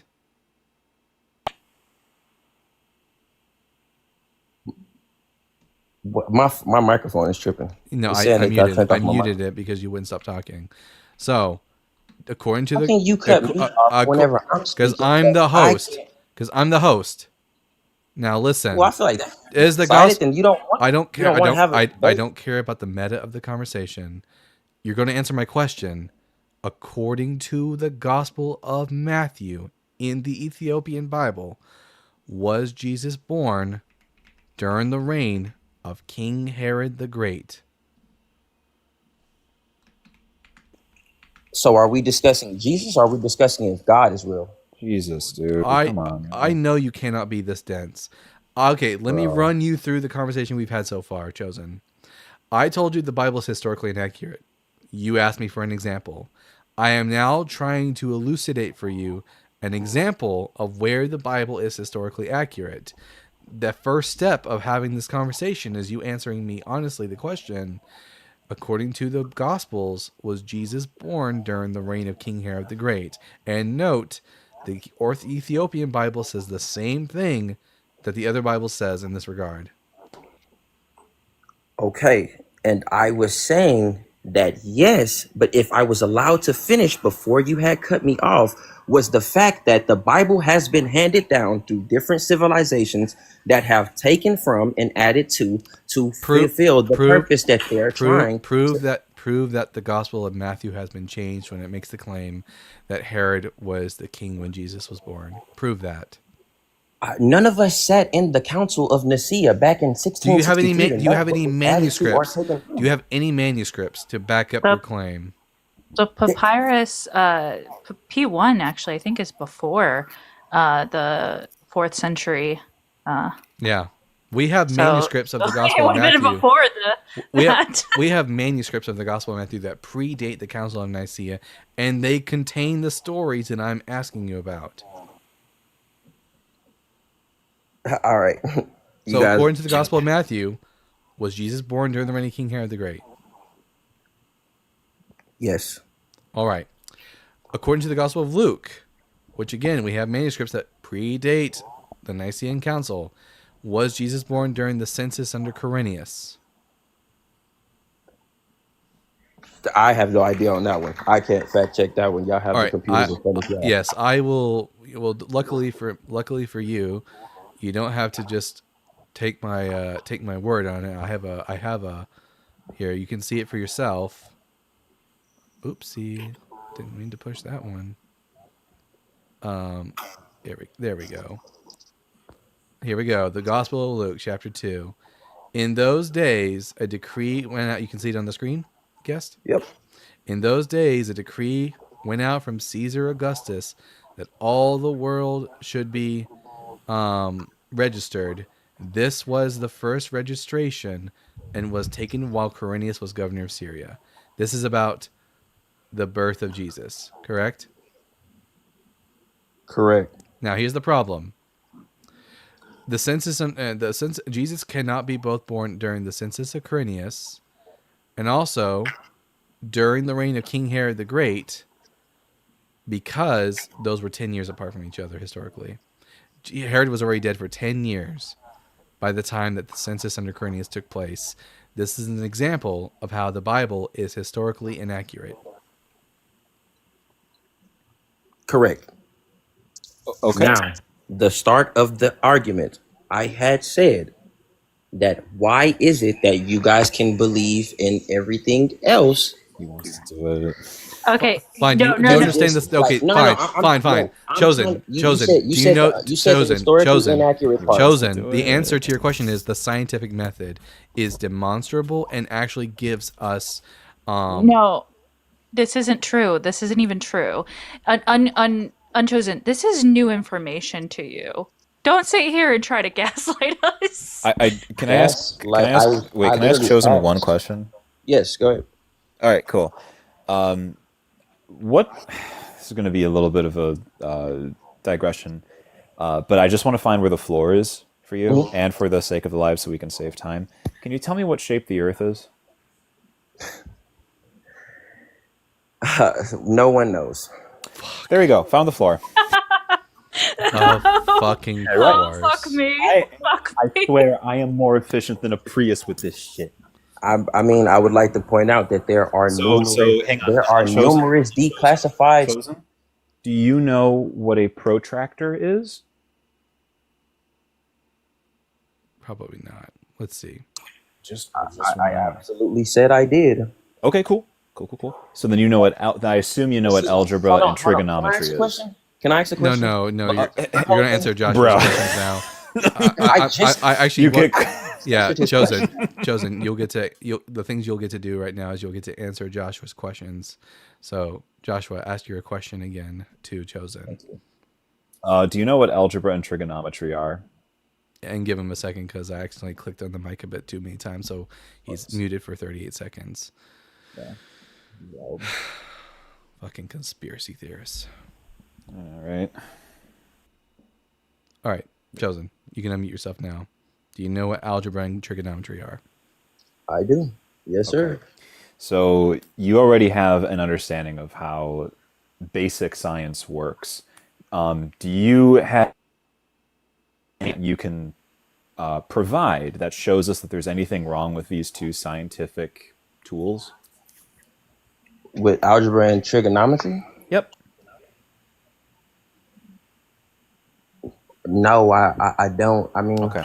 So then you're not really being rational, because if you're telling me that no one knows what shape the Earth is, then you're telling me that Eratosthenes was wrong when he used trigonometry and algebra and geometry to measure the Earth's circumference, which he did at around, I think, 500 BCE, I want to say. Yeah. Which would indicate that you don't have any refutation to that. Now, if you actually provided me like what that error would be, then that would tell me that there's something wrong with algebra and something wrong with geometry, and that we'd have to basically like rewind all of our discoveries. So that's kind of like why. That's sort of why like I'm going to take the word of a scientist over someone who's just like, nah, man, I questioned everything, because like if you and I can't even agree that like algebra or geometry have been right for the past 1,000 years, then I don't really know what sort of conversation we have. I never had got to the point of even saying that those things were unreasonable. But that's every what was time used. that I got to say anything. But that was that. But hang on. But you don't even know how. It's very condescending old were that you? everybody gets to be saying their point, and then every time that I say something that y'all don't agree with or y'all have information on, well, you are a flat earther, so I mean, like, I mean, I don't. We live in a government that constantly lies to us. So this wasn't a government operation, my dude. You have consistently demonstrated that you don't know anything about anything that you are interested in talking about. First and foremost, we have known that the Earth is round for over 2,000 years, before the American government ever even existed. The Greeks discovered it. Question I get. Can you tell me? Hang on. Wait. Hang on. Wait. Maybe he knows something we don't. Hey, Chosen, tell me how Eratosthenes. No, it's okay. You can prove us. Demonstrate what you know. Tell me how Eratosthenes measured the circumference of the Earth. What was the method? Using algebra and geometry. Tell me what he did. Yeah, so I was finally unable to unmute myself, and I appreciate the conversation that we're having. Got it. You don't answer the question. Try harder. Got it. You don't know. Leave it on a peaceful debate, because I keep on. You don't know. I don't care about the crying, about the meta. You can either answer Joshua's question, or I'll move on, because if you're not demonstrate that you're able to actually hear questions and answer them, I only talk to people who are able to answer questions. So answer Joshua's question. Repeat the question, Josh. All right, cool. So I want you to tell me how Eratosthenes, or I think it's either Eratosthenes or Aristosthenes. I always get those two confused. But tell me how that specific Greek philosopher measured the circumference of the Earth. When you refer to Aristosthenes, is that the Aristotle guy that everybody was talking about? Nope, no, that's Aristotle. Okay, so I have never read on Aristosthenes. That's what I'm saying. Well, you don't need to read, all of his works. I'm just saying, like, tell me the methods through which he calculated the circumference of the Earth, because you're telling me that, well, no one knows what the method of what the shape of the Earth is. That means you're telling me that, like, either Eratosthenes didn't exist, which is, like, ridiculous. We know he existed. Or that somehow algebra or geometry don't function the way we know that they function, which doesn't make sense, because now I have to question how many degrees are in a right angle, okay? It's always going to be 90. So, pick your poison. They both suck. So tell me how Eratosthenes, it's Eratosthenes, I got it right the first time, how he measured the circumference of the Earth. Like I just said, I did not read or know of Aristosthenes before we had just started this conversation. That is why I joined the live to learn. But I do not understand how we get from what do you believe the shape of the Earth is to the Bible and that definition and everything of that. I didn't get on here. You're the one who brought up the science question. I wanted to talk about the Bible. Literally. And you're the one who kept asking about how we know that science works, even though I don't want to talk about here. I don't want to talk about science. I've consistently made clear I want to talk about the Bible. But just like the science topic, I don't think you're like educated enough on the Bible to be able to speak on it. Absolutely. Alrighty.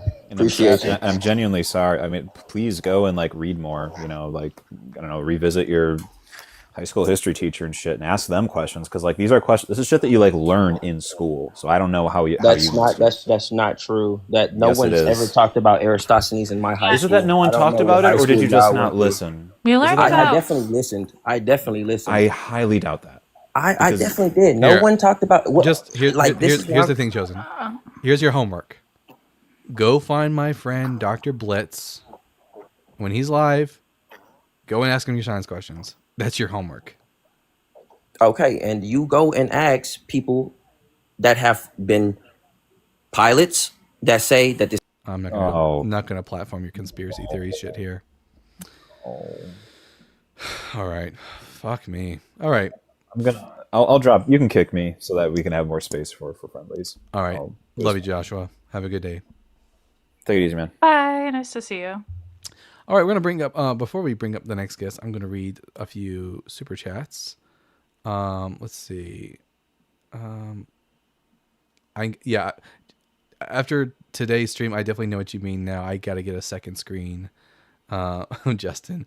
So from at Melanitis616, they said with the 10 Polish SWATCs, you should see the PLN bill. They are pretty cool. I'll remember that. I'll take a look at it later. And at 1234 eggnog with the $2.99, but there's an A in front of it, so it's what? Here we go. We're about to learn something new again, everybody. Today's been all about learning. What is a $? Australian dollar. Oh, good day. 1234 eggnog, and he says, "Good job, Dalton," and well, thank you, and good job to you too, eggnog. We're learning all kinds of things today. I love that. At Adam Carmona, with the $5 says the Philbro strategy is to be belligerent, get kicked, and claim victory at the Philbro clubhouse. That is 100%. Exactly the methodology of the Philbro. Dalton. Yeah. Oh, there you go. Yeah. Oh, your screen had went black for a second. Oh well, here we are again. It's back now, and you're lagging horribly. Oh well, I don't know what to do about it. Oh, it's just because I couldn't connect. Trying to reconnect now. I'm just a momentary lapse in the internet. That's all it is. Also, everyone, tap the screen. Whether it's YouTube or this, send those hearts, send the like me. If you're on TikTok, make sure you're doing the repost, sending the heart me, tapping the screen some more, doing all the things. And one last super chat before we move on to the next guest. At Ashley Ash 92080, who is always here on the TikTok, says, "Hey Dalton," with the $5. "Hey Dalton, congratulations! I'm so excited to see you streaming from YouTube." Ashley Ash, thank you so much, and you're a wonderful mod. Always happy to have you here. All right, we're going to move on to the next guest. The right side of Canada, eh? I'm going to ask you the same 3 questions I ask every one of my guests, irrespective of who they are. Question number 1, are you at least 18 years old? Oh. They disappeared. They might have been a friendly anyways, maybe. Oh, wait, there they are again. Except. Right side of Canada. Hey, can you hear me, man? Yes. Are you at least 18 years old? Yes, I am. Theist or atheist? I'm a theist. All right. What kind? I'm a follower of Jesus. All right, Christian. So, and last question, what are your pronouns? I'm a male. Okay, but that's your sex, but what are your pronouns? So he, him, man. He, him. He, him, I guess. All right, right side, he, him. I'm Dalton the Bible guy. I don't believe in Christianity or the Christian Bible.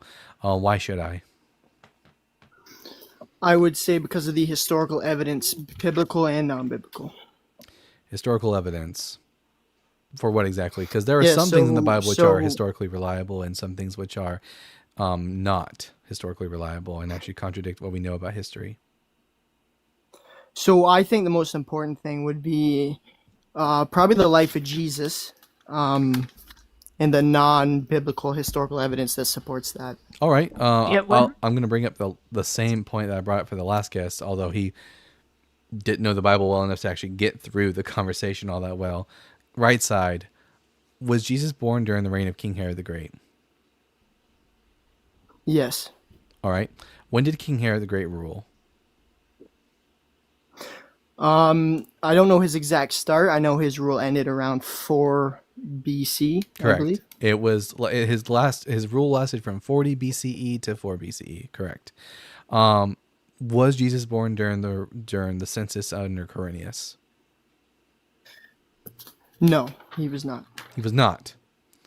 Are you aware that the gospel would say differently?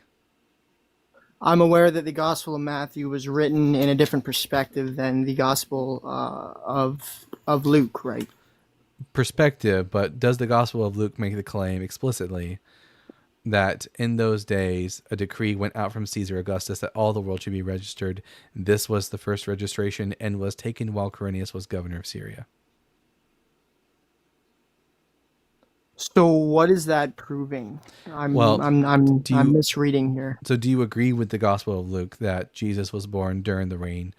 During the census under Quirinius?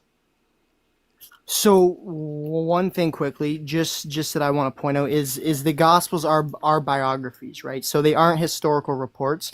So with that being said, I believe the account on the non-biblical side, and that's how I justify when Jesus was born. For example, Suetonius and Tacitus. I just need to know. They both directly mention Jesus, right? Yeah, I agree Jesus exists as a historical person, but doesn't mean the Gospels are true. Again, the question is, do you agree with the Gospel of Luke when it says that Jesus was born during the census of Quirinius? So once again, I believe that Jesus was born towards the end of the reign of King Herod the Great. So do you disagree? So once again, the Gospels are not a historical report. They are a biography and they are perspective. Do you disagree with what it says Yes. in the Gospel of Luke? I'm gonna say yes because I don't specifically know what you're asking me. Wasn't your original claim that the reason why we should believe in the Bible is because of the accuracy of the history, particularly because the life of Jesus? Well, that's the biggest one, right? But aside from that, I mean, it lines up historically with culture, but you just with admitted, rituals, you conceded, with all kinds of things. You conceded then. You just conceded. Because because you pointed out an inaccuracy and agree that it's an inaccuracy. Therefore, it is not an inaccuracy, right? So it's not a contradiction. So you do. So you agree that obviously. So you agree that Jesus was born during the census of Quirinius. No. So you're giving me an atheist question. It's a trick question. It's not an atheist. It's not an atheist question. What's the atheist question? Yeah, it's not an atheist question. It's a history question. It's a question about the Bible. Okay, yes or no? Does the Bible make the claim in the Gospel of Luke, chapter 2, that Jesus was born during the census under Quirinius? If you are stating that it does, yes. I didn't ask you whether or not I stated that it does. I'm asking you, is that what the Gospel of Luke says? I don't have the Bible in front of me, so okay, I'm not in the right sense to quote it. Right? I'll pull it up again. I'm not going to pretend to quote I'll pull it up again then. Here we go. Right here, in front of your face, the Gospel of Luke, chapter 2. In those days, a decree went out from Caesar Augustus that all the world should be registered. Okay. Then it says, this was the first registration while Quirinius was governor of Syria. So do you agree that this is when Jesus was born, according to the Gospel of Luke? So where is the timeline there? Because I once again already stated to you, I believe Jesus was born from 4 to 6 BC. I didn't ask you if you think Jesus was born between 4 to 6 BC. I asked you. I know you're avoiding to answer the question, and I need you to actually. Well, it's a trick question, and it's irrelevant. If your position is true, then you shouldn't have anything to worry about, right? So answer. Then I would just love answer, to talk about so objective answer, morality so, with you. No, we're not going to move on. You're going to answer the question. I'm going to hold your feet to the fire on this. So if you aren't afraid of the evidence, then just answer honestly. Does the Gospel of Luke state that Jesus was born when Quirinius was the governor of Syria? Yes, it does. All right. When was Quirinius the governor You just of Syria? showed that to me. When was Quirinius the governor of Syria? I believe, was it 10 AD? 6 CE. Or around 10 6 CE. AD. 6 AD. So, how is Jesus both born during the reign of Herod the Great in 4 BC, or between 6 to 4 BCE, but also born during the census of Quirinius, which took place a decade after Herod's death? So my justification to that would be that the Gospel of Matthew is shaped to mirror the story of the Old Testament, right? Opposed to Luke, which is shaped to fit the Roman political history side of things, right? Shaped. So once so again, it's they're not two different telling me. It's perspectives. not. That's not a contradiction. Shaped. So right? it's not telling me the truth about when Jesus was actually born. The right? Do you mean to keep conceding? So that's why you go to the non-biblical historical evidence to decide. What was your question? The right? No, I'm just wondering if he means to keep conceding to the argument. So once again, that's why I use the non-biblical historical evidence to point me to when he was actually born. It's not about the Bible. There are It's no about the there non-biblical are no evidence. sources outside of the Gospels that tell us when Jesus was born. None. Not only that. Yet so they show us when he died. So you do right? agree and, that and the who Bible. he died under. From that. Go on. So you agree the From that Bible we can isn't definitely take- accurate? If you're not going to use the Bible, do you realize you're doing this? Yeah, and also I didn't ask when once Jesus again, died. I asked. I am using the Bible, right? So No, I'm showing you how not I didn't ask when Jesus died. By the way, lines up I with asked you. I told you. I said there are no historical sources outside the Gospels that make a claim as to when Jesus was born. All we have for when Jesus was born, which is the thing in question, are the Gospels of Matthew and Luke. Now, you've already conceded that according to the Gospel of Matthew, Jesus was born around 64 BCE. And according to the Gospel of Luke, he was born 10 years later. Which one of these are historically accurate and true? Once again, I've already stated this. I believe that Jesus was born from 4 to 6 So you disbelieve the Gospel of Luke then? BCE. Once again, it's not a contradiction. It It's is. a biography. Okay, here. and Let me make it it's written easier. in Let me perspective, make right? it easier. No, this is not a matter of perspective. So I've already described it's written in So perspective. this is not a matter of perspective. If So there what if, about if that there is are not- if there are two biographies written about me, the Bible guy, and one biography makes the claim that I was born in 1996 under Bill Clinton, and the other one makes the claim that I was born in 2006 under George Bush, is that a matter of perspective or is that a historical contradiction? That would be perspective, like I just said. No, that's not fucking perspective.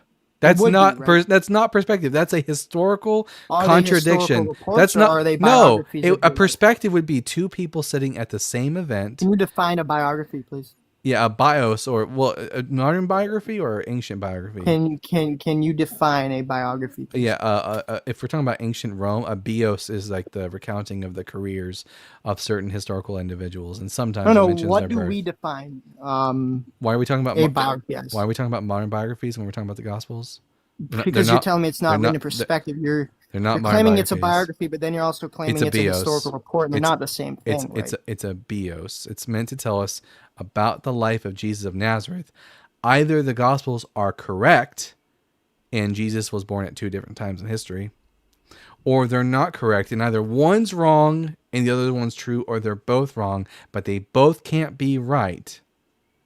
And this is not a matter of perspective. Perspective would be like two people sitting in the same room seeing something, but they see it quite differently. Not two people saying that Jesus was born or I was born at two different points in between a decade. That's not a matter of perspective. That's a historical inaccuracy. So once again, to kind of deconstruct what you just said, so we have to remember that the Gospels were written 30 to 60 years after Jesus had died, right? So I think them being spot on to me would be a red flag. I think having them be kind of within that 10-year stretch. So I think that's more accurate than if they were spot on. So you wouldn't agree with me that the Gospels at least are historically inaccurate, at least in part, when it comes to telling us when Jesus was born? No. Once again, I believe the gospel that Whoa. says where Jesus. No, you was believe. born from You, 4 yeah, to yeah. 6 You BC, believe like I in the, just said. you believe in the Gospel of Matthew, that the Gospel of Matthew is true, but you're denying the Gospel of Luke to be true by saying I'm as much. not denying the entire gospel. Was Jesus born during the census of Quirinius? Was that according to Luke? Yes. Then no. He Okay, was born then the from 4 to Gospel of 6 Luke BC. is inaccurate in telling us when Jesus It's was not born. inaccurate. Yes. Like I just said, Okay. to justify that way What of thinking. What do you think the word accurate and inaccurate means? Oh, he ran away. All right, can we get some track stars in the comments, everybody? We got a runner. He's a runner. He's a track star. Guess did not know the meaning of the word contradiction, or did not know the meaning of the word accurate and inaccurate. That was crazy. We're gonna read some super chats we got here with $2 from Game Guy BQ4DR. Dalton/Duncan is finally live on YouTube. Hooray! Yes, Duncan is here. From at Deconstruction Zone. Who the hell is this guy? Oh no, with the $10, Mustache Duncan is the best version of Duncan. Hashtag mustache schism. There is no schism. Is this your way of doing revenge for me? God damn it. All right. Next super chat from at Seek Truth Delve Deep with the $20. Dalton asks, is X in the Bible? Person answers, nope. Dalton shows them it is in the Bible. Person person now is expert on this item, explains why it is there. Never will I ever understand this. I know. This is not the first time this week. This has happened several times this week where I have asked someone, is something in the Bible? Like, for example, just like yesterday, I asked someone, does it say in the Bible that Solomon sat on the throne of Yahweh? And they said no. I turned them to 1 Chronicles chapter 29, where it says, and then Solomon sat on the throne of Yahweh. And then they proceeded to try to explain to me what this means. Nice try. Oh, gee whiz. All right. Our next guest is Phoenix, rising from the ashes. Phoenix, I'm going to ask you the same 3 questions I ask every one of my guests, irrespective of who they are. Question number 1, are you at least 18 years old? Yes. Question number 2, theist or atheist? What would I be if I'm agnostic? Depends. Do you believe or disbelieve in a God, even though you're agnostic? That's what I'm trying to work on. That's why I'm asking. Oh yeah, I see. You could be an agnostic theist or an agnostic atheist. Agnosticism is Let's go with agnostic theist. I think that's fair. All right, agnostic theist. Any particular God? Yeah, Yahweh, the Abrahamic religion. All right, Yahweh. Question number 3, what are your pronouns? They, them, he, him. I mean, any to refer to a person or a man, I think. I'm not sure if I'm answering that correctly. You prefer That's he, him? what I go by. I am a man, and I prefer to be referred to in my pronouns in a male nomenclature, yes. Well, there isn't a set, like, gender. There aren't set he, pronouns him for works, yes, he, thank him. you. There you go. Phoenix, he, him. I'm Dalton, the Bible guy. I don't believe the Bible is true. I don't believe that Yahweh is real. Why should I? You don't believe in God. Yeah, I don't. Or the God I believe, or yeah, I'm trying to believe in. Yeah, I definitely don't believe in Yahweh for sure. Okay. Do you believe in any gods? No. Okay. And then you don't believe in the Bible as well? No, it's historically and scientifically inaccurate, contains internal contradictions, and Jesus didn't fulfill any prophecies. So the accuracy of the Bible is definitely not there. Yeah, it's definitely inaccurate. Historically. It has some historical accuracies, like a few here and there. Like it says things like Nebuchadnezzar sacked Jerusalem and carried the Jewish people into exile in Babylon. That happened. They weren't in exile for 70 years, though. They were only in exile for 50 years. And Daniel probably didn't exist as a person. stuff like. So it's like some things are true, but most of it's not. Well, and then you were also bringing up the accuracy and how it would match whether or not, I forget if you said it was the Corellian census and then Quirinius. the reign of Herod. Yeah. Quirinius. Quirinius has census was 10 that years makes after Herod's complete death. sense. Yeah, I agree. I'm here to argue that the Bible is real. I've seen them. Bibles are real. And I believe that actually can Bibles prove it. exist. I believe Bibles exist. It's just the content of the Bible Hold on just a that I second don't here. believe in. Okay, this has got my ugly face on it. Can you see my ugly face? Or just the top of my head, kind of. Sorry, I'm trying to pull can't up see you at all. my camera. Oh, hold on. I got to select something really quick. I have an apologetics Bible in front of me, and I'd like to show it to you.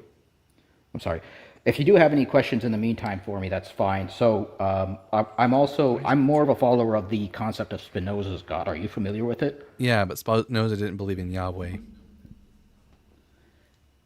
As the personality of Yahweh, correct. He Now, believed that the I universe was personally itself think- God. He was like a proto-pantheism. Pantheism's not Yahweh. Yahweh is a God who has a physical body, who walks around, has legs, feet, arms. He get angry, he get happy, he get horny, he get angry. But that's not Spinoza's God. Do you think that the universe can have a personality? No, I have no good reason to think that panpsychism is true. Panpsychism, you were saying. So the mentality of the world around us. Yeah, I don't think the universe has a consciousness. Hello? Even in the case of perhaps a stormy day, we could say that the universe is being violent, and then on a sunny, peaceful day, we could say that the universe is being gentle. The universe and consciousness are not defined in the same ways. They are two different things. I don't know why words meaning words are so difficult for people like this, but in the same way that pantheism is just kind of redescribing things into God, consciousness itself is very specific, has a very specific meaning in relation to perceiving and experiencing the world. Yeah, and And so you specifically believe- the language that you're describing, where we describe like the weather as being gentle or violent, these are anthropomorphisms of inanimate objects. The universe doesn't have emotions, as far as we can tell. Only sentient creatures have emotions. So then my question is, do you think that if there was a God, that its emotions would be similar to our own, or would it be quite alien? I think Personally, I believe it would be very alien. Yeah, it wouldn't It depends on it depends on how the person is imagining this God, because it's imagination. But he means That's like, if asking- there was a real God, would they have emotions? And emotions are something that biological creatures have because our brains get flooded with like all kinds of like chemicals and drugs and whatnot. And well, so are thoughts, and in this way, we only imagine God as in how we two exist. So I don't know that any of these things could apply, because everything when we talk about God generally like relates to around things humans and animals experience. So or things with brains generally. Animals, yes, that's a good point. And the reason why I want to bring up animals is because their cognition is very different than human cognition. And Depends this on is the gonna animal. sound- Depends on the animal. In animals in which brain structures are similar to ours, they have similar like cognition. mammals. Yeah, good example. But for example, like things like squirrels, for example, they have an enlarged cerebellum, and that's why they have different abilities when it comes down to jumping from tree to tree, because they're part of the cerebellum controls part of like muscle movement. So when we're looking at the brain and comparing it, there's actually a whole field called comparative animal psychology that does this type of work. But yeah. Okay, I understand. See, and I bring this up, and this is going to sound strange for a second, but I think that Lovecraftian text is a good way of describing what people might see a god as something divine and incredible, but also completely alien, and its cognition simply may be something that humans cannot understand. Lovecraft's works were fiction. Yes. So why would I think that any descriptions of elder gods that he describes are anything comporting to reality as opposed to just the imagination of fiction? Like how is anything that Lovecraft has to say about the gods have any more real than Carol Lewis's description of the rabbit going down Alice's hole? Oh, the Alice and the rabbit going down the hole. I understand. Yeah, Alice in Wonderland. So I guess it's going to be strange, but I appreciate this kind of comparison. I look at Star Wars, for example, and I see spacecraft. Now, I don't think spacecraft in real life work the same way they work in Star Wars, but I do think the concept is correct. This is science fiction. And so I look at the science fiction, you said fiction, which I believe is correct, science fiction of Lovecraft, and I think that fiction does contain elements that are potentially scientific and potentially could help to describe parts of our real world scientifically, although admittedly it is fiction. But just like in Star Wars, I don't think that the Star Wars spacecraft travel. Do you have any evidence? How does this get us to Yahweh exists as a god, or that the Bible is true?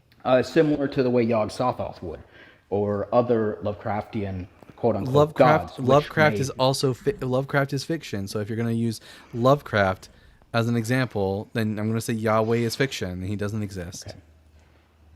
So then I would have to compare this then to spacecraft. Do you personally believe spacecrafts exist and it's a possibility? Only NASA has spacecrafts, and there could be alien life with spacecrafts out there, but I lack a belief in their existence. Not only NASA, other governments have. Other governments, yeah. So I lack a belief in alien. That's fine. Yes, but yes, in a realistic such sense, a time it's not as like it's demonstrated. It's not an easy thing. We don't have starfighters or Death Stars. That's science fiction. Yes, I agree with you there. Now, do you understand the concept of aspen trees growing from a underground root system and then also mycelium actually being connected in many forests through mushroom mycelium? What does this have to do with Yahweh? Thank you, Dalton. Because I firmly believe that Yahweh could exist in a similar way to Spinoza's God as an aspect but of he the doesn't. universe. Okay, In a similar way. when we're going to talk about Yahweh, our only real source for understanding what Yahweh is like are the works of the Israelites. And when the Israelites describe their God, it's not the God of Spinoza. It is a God that has arms and legs and a head and a penis. It is a God who has offspring, who has a consort, a wife, who has white hair and eyes like a flame of fire, whose feet, he sits on the throne, his feet sit upon sapphire. This is not the God of Spinoza. These are two different deities that you are just attempting to mash together, but you don't actually believe in Yahweh, it sounds like. See, I do think there's interpretive forms of Yahweh during the Israelite connection to him. So technically, yes, but I also wasn't in the shoes of what these people saw and described. So again, people will argue perspective. You were and in I the understand why shoes that's of what these frustrating. people saw and described. So you saw I'm not. I am not. Okay, you're not. But I understand if I they feel like saw we it in a should different ask. way. What I feel like we should ask the Josh question, Dalton. The Josh question? What shape is the Earth? What shape is the Earth? It's a sphere. Okay. Okay. Roughly a sphere. Globe is more appropriate. Oblate spheroid.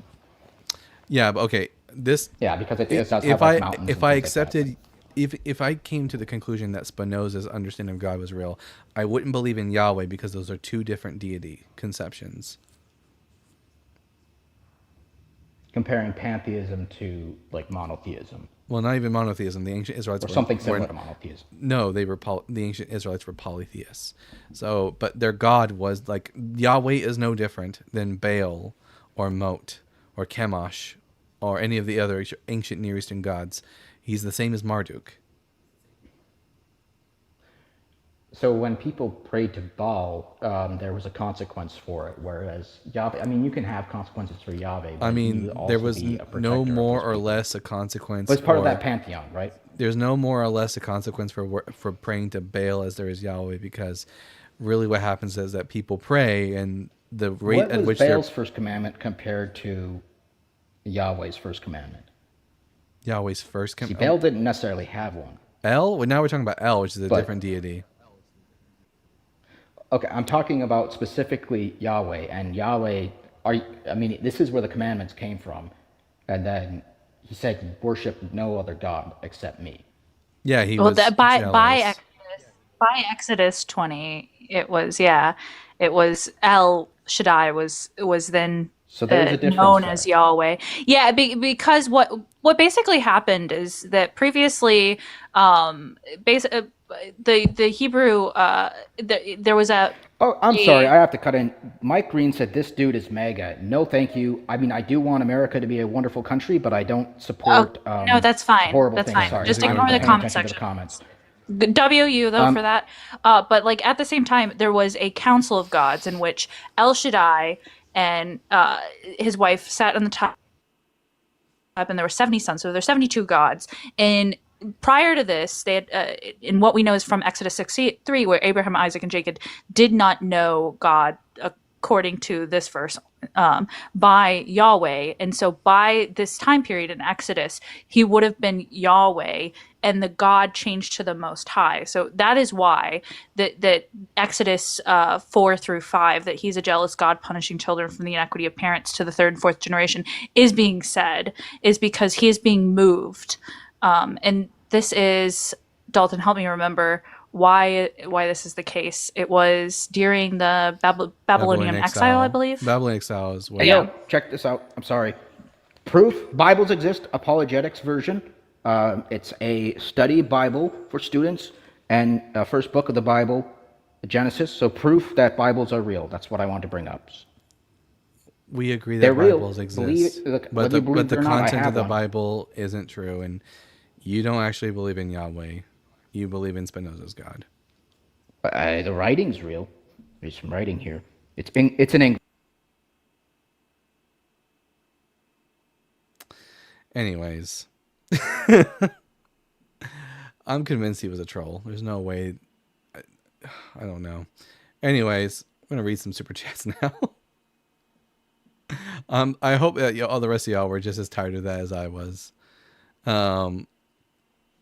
So our next super chat is from @Asian432 with the $3. I think the Bible is a war manual.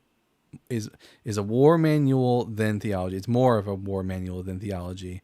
I mean, parts of it are certainly more like a war manual, especially if you read the book of Joshua, for example.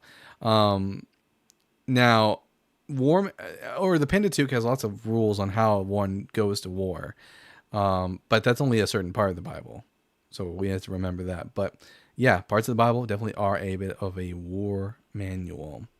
And then at Tally Beck J55E with the $49.99 says, "Great to see you. Thanks for your work." You know what? Great to see you too, Tally Beck. All right, we're gonna move on to the next guest. We have here Yah Jew Serial Giver. So Yah.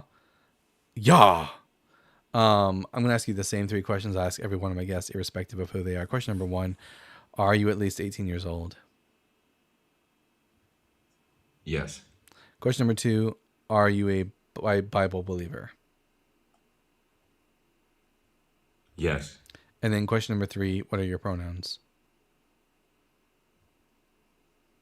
He. All right. Yah Jew, He, him. I'm Dalton the Bible guy. I don't believe in the Bible. Why should I? Well, because the Bible tells us that we're not supposed to follow the Bible. We're supposed to follow the one that the Bible was written about. Which is who? Which would be Christ, who comes in the last days. Oh yeah, Jesus is not the Christ. He didn't fulfill a single prophecy of the Hebrew Bible. He definitely cannot be the Messiah. Oh, I totally agree with you. Because he hadn't existed yet. No, Jesus of Nazareth did exist 2,000 years ago. So let's consider what you just said. He didn't fulfill any of the prophecy. How could he exist if he didn't come and fulfill the law? Lots of people existed 2,000 years ago and didn't fulfill prophecies. He's just another one of them.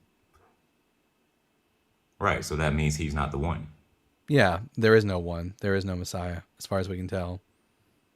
And I totally agree with you, because the Messiah comes in the last days. It's even written in Hebrews chapter 1 and 1. Yeah, that's in the past, God spoke to us. Whoa.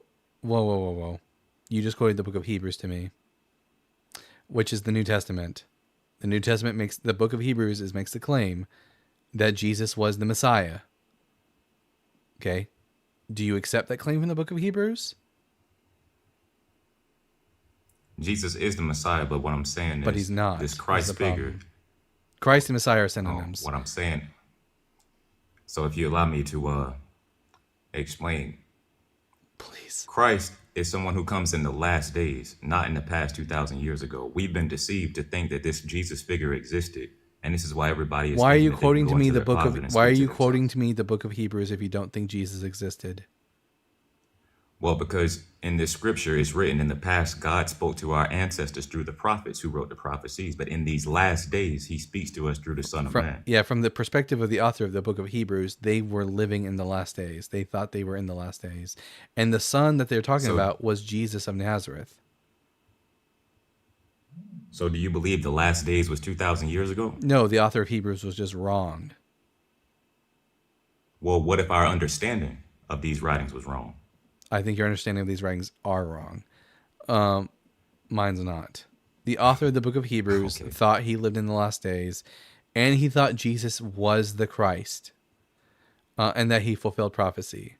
He even quotes the Old Testament to try to make that point, but he was wrong because the author of the book of Hebrews misquoted the Hebrew Bible. So let me be clear. I totally agree with you when I say prophecy was not fulfilled. And I totally agree with you when I say that this Christ figure never existed. So you don't. So then why are you quoting to me the book of Hebrews, which says that he did exist? Because again, the Bible tells us where to get the information from. We're not supposed to go into the Bible to get eternal life. The Bible writes about the one who comes to give us eternal life in the last days. And it makes the claim that Jesus of Nazareth was that person and that he was the Messiah.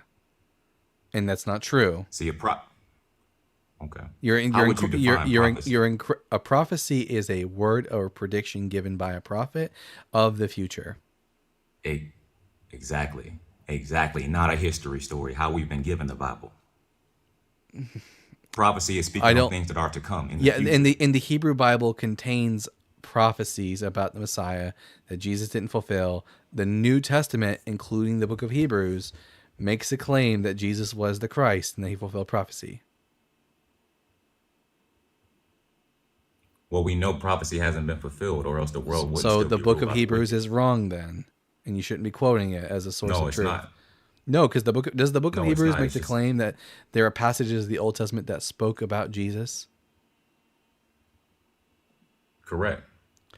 These are dreams and visions. So if you have so I'll give you an example. If you have a dream and you wanted to record what you saw in your dream, even if your dream was speaking on things that are to come in the future, you're going to write it in past tense because you're explaining what you saw. No, the author of Hebrews is talking about a person, Jesus of Nazareth, that existed in the 1st century CE. Okay. Have you heard from this Jesus figure? No, he's been dead for 2,000 years. Do you know anyone that has heard from him? No, he's been dead for 2,000 years. And is there any evidence to prove that he actually existed? Yeah, we have writings from Josephus and from Paul the Apostle that mention Jesus of Nazareth. So why do you believe those why do you believe those writings, but yet you don't believe the Bible? Well, I don't believe Paul. I believe what Paul said that he believed is what he believed. I just don't believe that when Paul said that he had visions of Jesus, that he was actually having an experience of the actual Jesus as opposed to him having a psychological experience. Now, in regards to Josephus, when it comes to Palestinian history, he's quite reliable. And he's like the gold standard for 1st century Palestinian history among scholars. But again, you keep quoting to me the book of Hebrews. Does the book of Hebrews make the claim that Jesus was the Christ and that he fulfilled prophecies? Correct. This is the person who will fulfill prophecies. No. That he did. The book of Hebrews speaks about Jesus as existing alive and resurrected in their time. The reason why I can't accept that claim is because we already agreed on the definition of prophecy, speaking on things that are to come. And not there are things that there have are already prophecies in the Hebrew Bible, the Old Testament, that speak about the future Messiah. The authors of the New Testament make the claim that Jesus fulfilled them. So do you believe Jesus fulfilled prophecies? No, he failed to do so. But that's the claim of the authors of the Exactly. New Testament. Do you believe that the Gospel of Matthew is true? Like I said, I believe in the Bible. Absolutely, yes. Okay, does the Gospel of Matthew make the claim that Jesus of Nazareth was born during the reign of King Herod the Great, which was 2,000 years ago? No, I do not agree with the time. Okay, then let's take a look at what the Bible actually says. We're going to go to the actual Bible. This is insane. All right, Matthew 2. And I'm going to pull it up on the screen so everyone can see. Love this new tool. Thank you, Justin. So you see here the Gospel of Matthew, chapter 2. What does it say here? And this scripture is about to confirm that Jesus was here 2,000 years ago, because this is my stance. This is why I made this. Yes. What does it Okay, say let's hear here? it. In the time of King Herod, after Jesus was born in Bethlehem of Judea, Magi came from the east to Jerusalem, asking, "Where is the child who has been born King of the Jews? For we have observed his star in the east and have come to pay him homage." When does the Gospel of Matthew place Jesus' birth? During the reign of who? In the time of King Herod. When did King Herod live? I have no clue. I don't know who that is. King Herod was a ruler of the people of Judea from 40 BCE to 4 BCE. That was over 2,000 And where years did you ago. get this? And where did you get this information from? From the writings of Flavius Josephus. He was a first century Jewish historian who lived at that time and actually knew people who knew Herod the Great. So why do you We give have credit to the statues. writings We of have this statues. Wait, We have statues of King Herod from that date from his time. Okay, so what I'm asking you is, what gives credibility to this source that you just listed? Yeah, well, it gives the fact that Josephus was actually a first century Jewish individual who had access to the information to know whether or not someone like King Herod the Great existed. This is the first time I've ever met a King Herod mythicist. Do you believe that the author of the book of Hebrews was an actual person that existed? Yes. What evidence do you have to prove it? Because books don't write themselves. So, who is the author that wrote the book of Hebrews? We don't know the author of Hebrews. They're anonymous. Well, I just asked you, and you said yes. Yes, they existed because the book got fucking written. So I want to say this. Do books write I jumped up because Yeah, dude.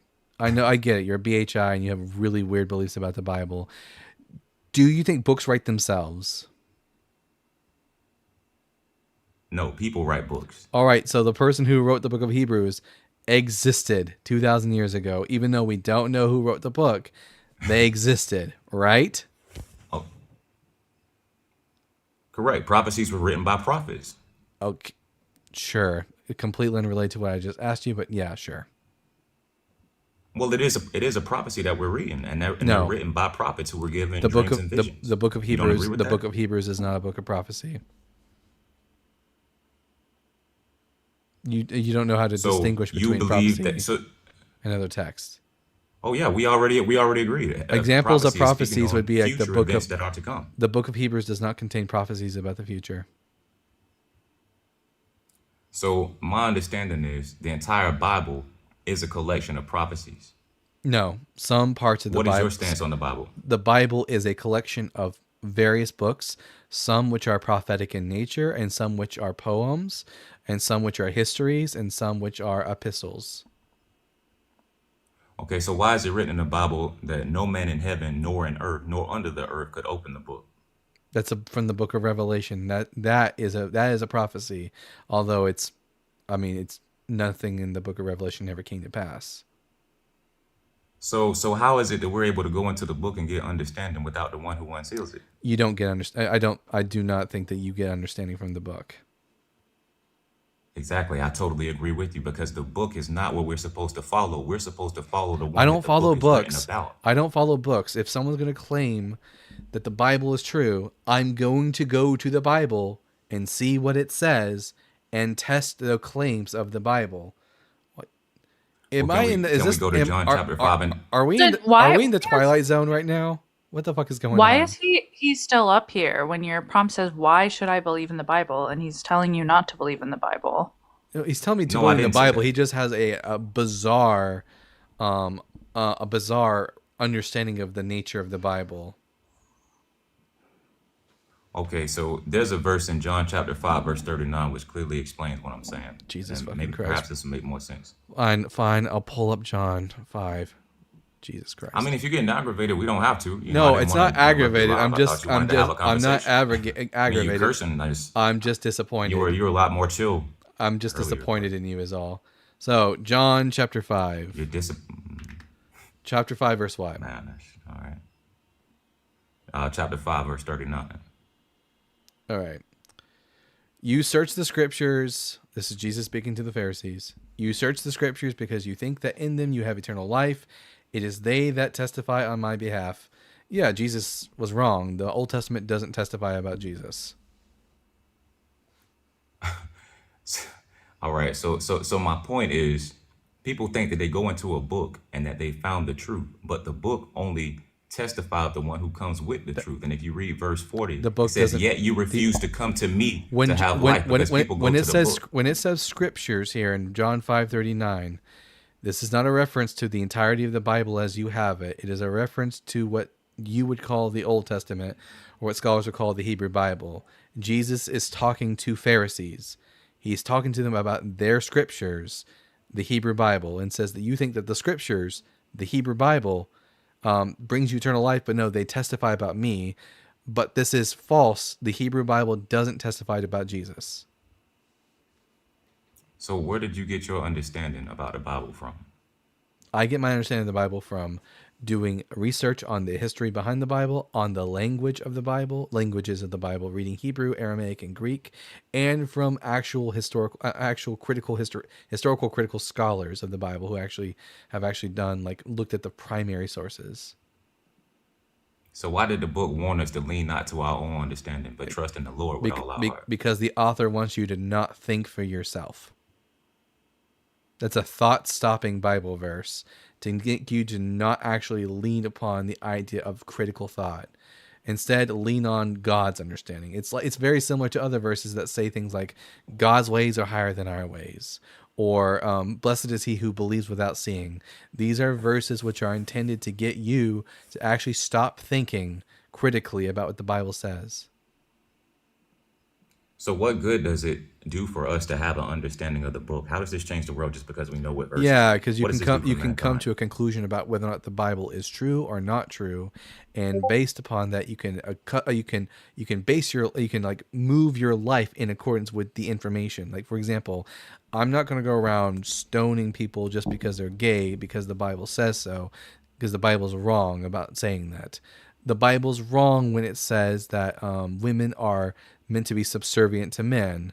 Since the Bible is not true, I don't have to pay attention to any of this nonsense from the Bible, and I get to be a good person. So if you don't believe in anything that the Bible is writing about, what's the point in studying it at all?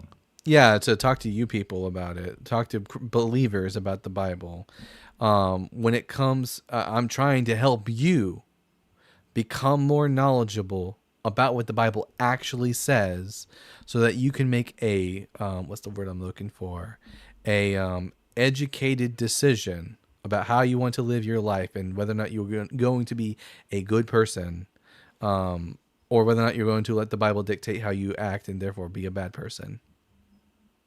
So you believe that people have to read the Bible in order to know how to be a good person? No, I think that reading the Bible and following the Bible says will make you not a good person. I think you need to read the Bible in order to know what the Bible says so that you can make an educated decision on whether or not it's true or false. An informed decision. Thank you, John Ferridis.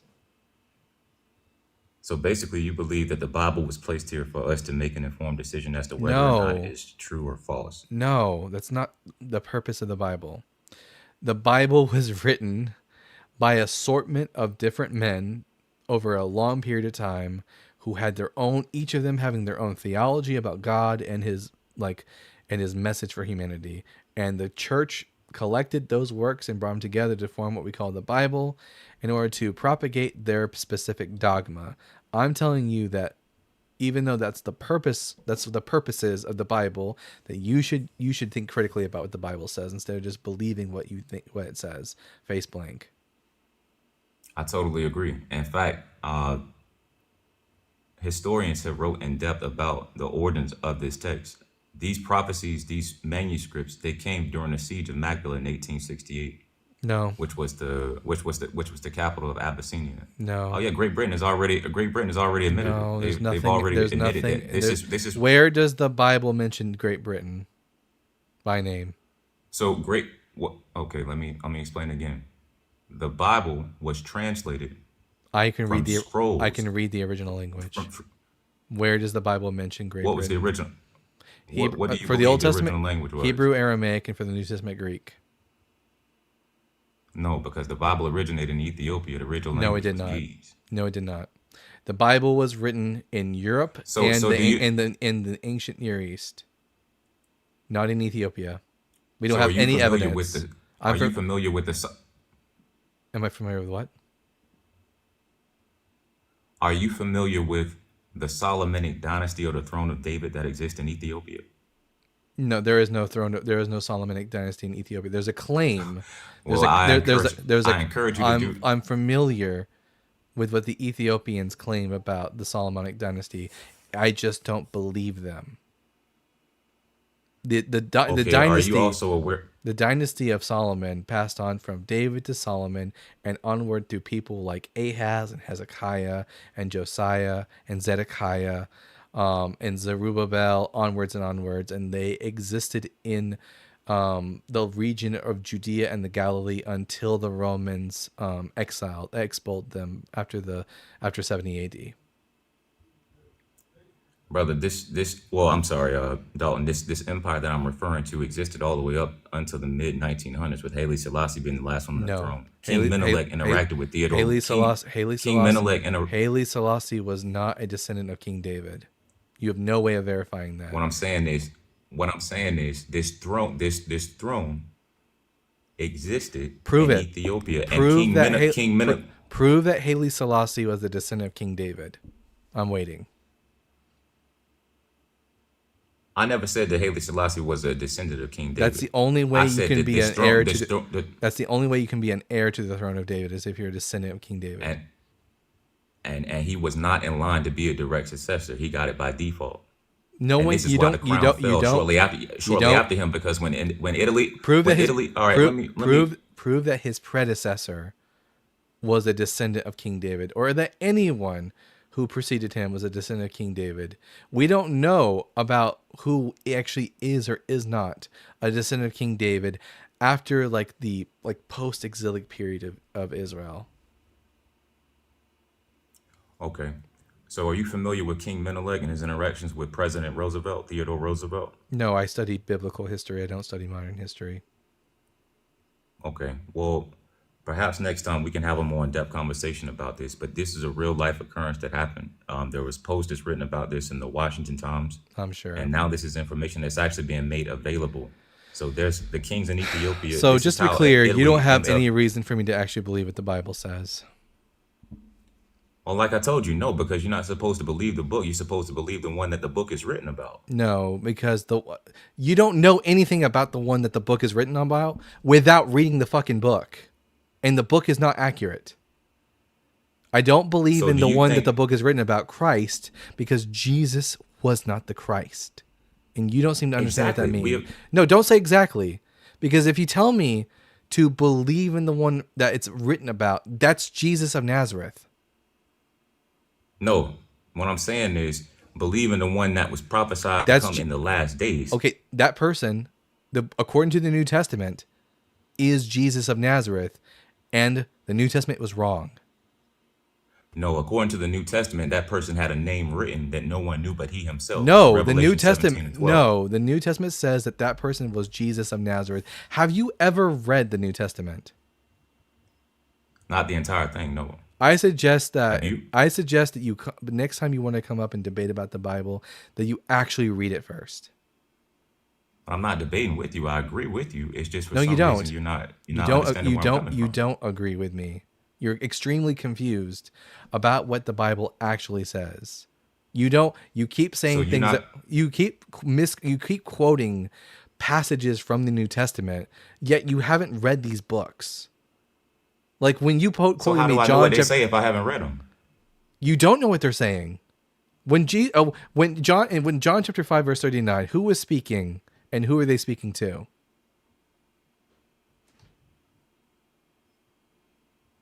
Can you restate your question, please? Say it again. In John chapter 5 verse 39, who was speaking and who were they speaking to? Okay, that was Jesus speaking at the time, the Christ-like figure. The Christ-like, no, the Bible does not call him the Christ-like figure. They call him the Christ. Literally the opening words of the New Testament, the genealogy of Jesus Christ, the son of David, the son of Abraham. The New Testament makes the claim that Jesus was the Christ, not Christ-like, that he was the Christ. And the New Testament So is to answer your wrong. question, the person that was speaking in that passage would be Christ. All right. And the thing is, Jesus was not the Christ, despite what the New Testament says. The New Testament is wrong. So that's my whole point. No. He never existed 2,000 years ago. That's what I'm telling you. You- This is why you can't believe in him, No. because, can I just say this? No. You are excessively and exceedingly confused. You need to open up your Bible, start in Genesis, and read all the way to Revelation. And don't talk to people about the Bible if you don't know what it says. Well, why would you encourage me to read the Bible if you don't believe? Because the Bible is the best tool for making people into atheists. If you actually read it and study what it actually says, instead of all the bullshit that you've been coming up here and saying, it becomes quite clear that the Bible is not true. So what did I say that was bullshit? That Jesus didn't exist, according to the Bible? Do you believe Jesus? Do you believe Jesus? Yes, existed? Jesus of Nazareth was a real historical person that existed 2,000 years ago. All the evidence seems to. So why didn't he fulfill prophecy? Because he wasn't the Christ, despite what the New Testament claimed. The Bible is wrong. Hey, That's man, why. The Bible's wrong. But you believe Jesus was here. He didn't fulfill prophecy. Correct. So how can Christ be here if he didn't? Christ comes to fulfill prophecy. Oh my God. So how do you believe he was here if he didn't fulfill prophecy? You're lost. You're a lost cause. Listen, you can come back up here when you've read the damn book. Oh my god. Someone's told me to ask him a question. I'm like, I'm staying out of this one. I don't want a part of that. Listen, Christians don't generally know their Bible, but they know it better than a lot of BHI people. That was... I don't know what to say. Anyways, super chat from @FernLoveBond with the $2 saying, fourth opening question, what shape is the earth? I'm seriously considering it at this point. And @Trump failed, haha, 816, yes, absolutely, with the $2. BHIs make fundies look sane. Yes, that's exactly what I'm saying. The BHI make fundamentalist Christians look sane and like they actually know what they're talking about. I'm so flabbergasted right now. If it's not obvious. Okay, I guess we're gonna move on to the next guest. I guess we have a friendly who's coming up, Reverend Chad.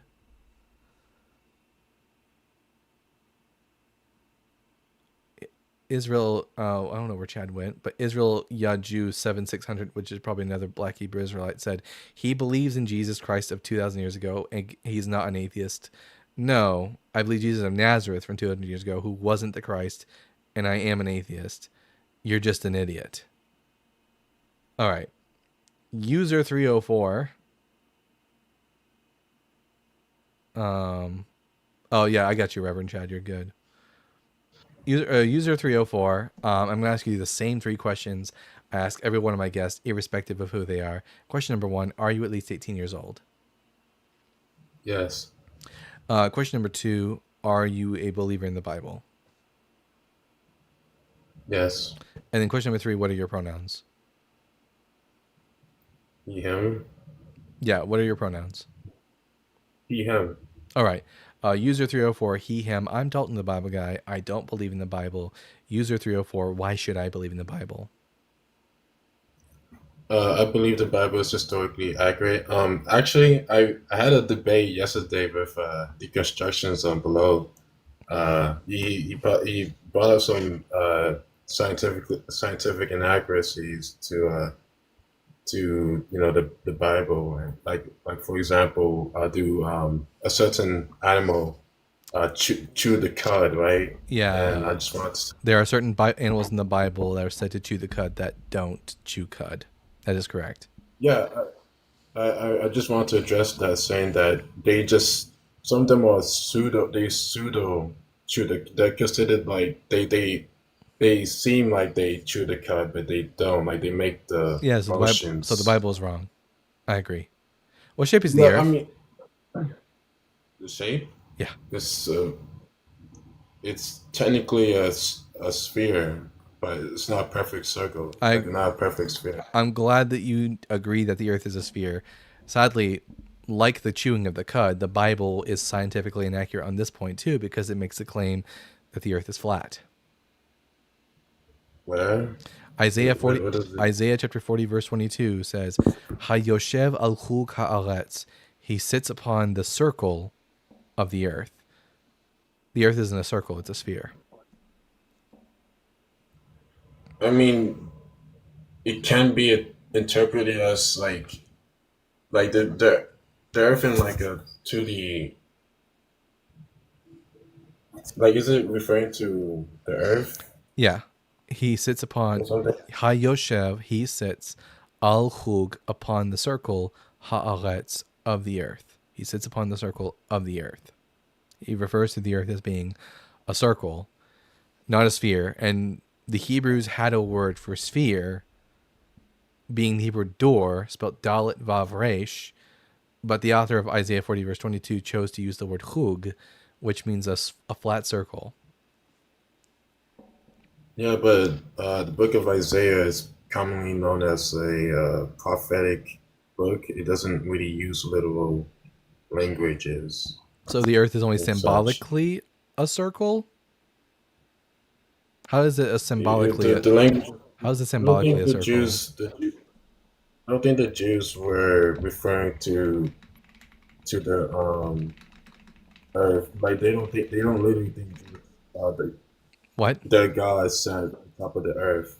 No, they did. What are you talking about? With Genesis in the very first chapter, when you open up the book, they tell you, and God said, "Let there be a dome in the midst of the waters, and let it separate the waters from the waters." So God made the dome, and so they're very clear and specific about what they believe. Yeah, the ancient Israelites absolutely did believe that God sat above the flat earth. The book of Job, chapter 38, verse 14, uses the analogy of saying that the earth it is changed like clay under a seal. Do you know like how clay seals worked in ancient Israel? No, can you teach me? Basically, if you wanted to seal like a document of some kind, you would take clay and you would take a ring with a seal on it and you would press it into the clay and it would dry up. The shape of the clay would be a disc with like rounded edges around it. And the author of Job is making the claim that God makes the earth to be like a clay seal, which is incorrect. It's not.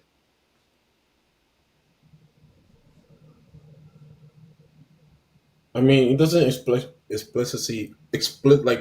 say that the Earth is flat, though. It does. When Isaiah says, when the author of Second Isaiah says it is a circle, that is explicitly saying it is flat. If the author of Second Isaiah wanted to say that the Earth was a sphere, he could have said Hayoshev al dor haaretz. He sits upon the ball of the earth.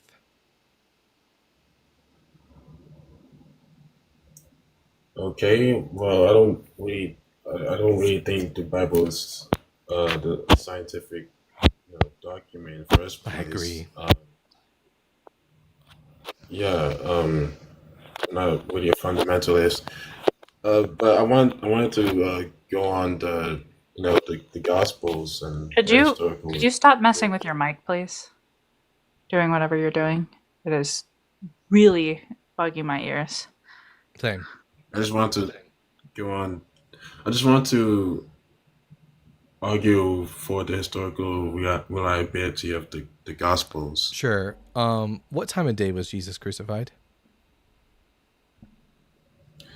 He was crucified at the evening, right? Well, in the Gospel of John, he is. Not in the Synoptic Gospels. In Mark, he's crucified at 9 in the morning. Yeah, they use different measurements for time. No. That's my understanding of it. No, they didn't. Like the author, John. No, John did not use a different measurement for time. That's a common classical apologist claim. The claim is that, well, John is using the Roman system of counting time, and the Synoptic Gospels are using the Jewish mode of counting time, but that's not true. The Roman civil calendar only tells you when the day begins, midnight. It doesn't tell you how you count the hours of the day.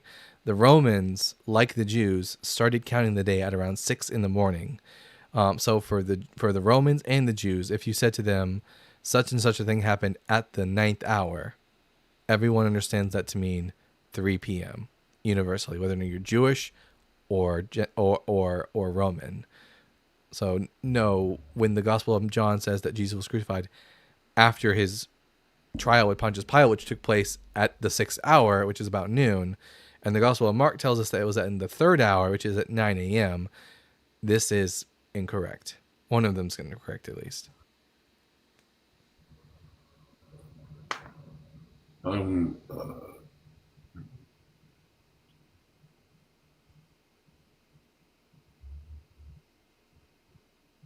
Okay, but you still may have used a different measurement for time, though, right?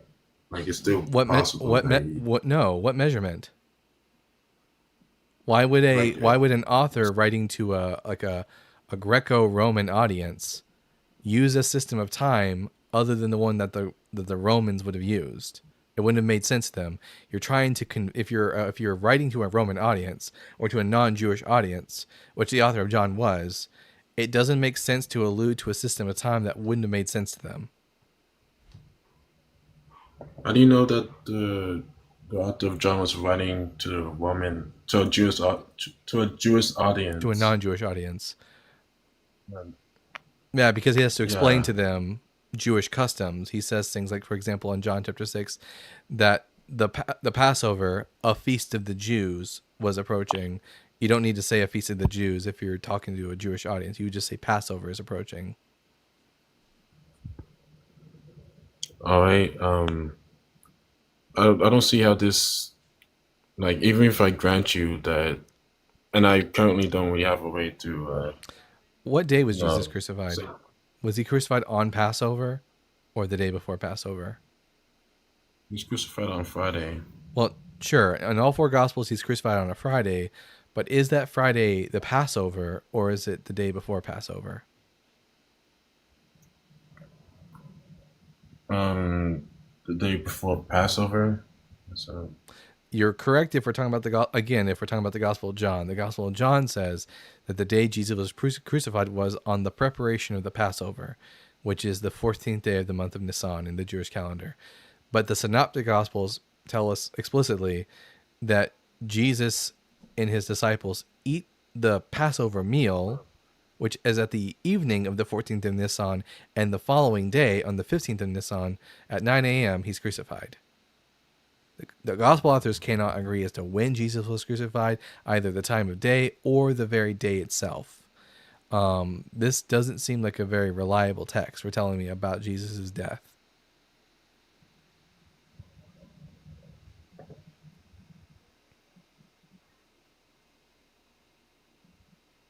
I mean, I'm referring to the like, the resurrection, right? Sure. Like, When Jesus was resurrected, was the stone rolled away before or after the women approached the tomb? it depends on this perspective. Like, I don't think From Mary Magdalene's perspective, was the stone rolled away before or after the stone, before when she arrived? Did the gospel say it was well before or after? The Gospel of Mark and Luke and John say that the stone was already rolled away. The Gospel of Matthew says that they approached the tomb, then an angel appeared and there was a great earthquake, and the angel rolled away the stone after they approached the tomb. Okay. So which one's true? They can both be true if they can be reconciled. Okay, how do you reconcile? I'm gonna tell you a story. How do you recognize this story? Story 1 tells me that I went to the store, and when I got there, the store doors were already opened. Story number 2, I got to the store, and they were closed, and then a manager came up and opened the door for me. Are those stories reconcilable?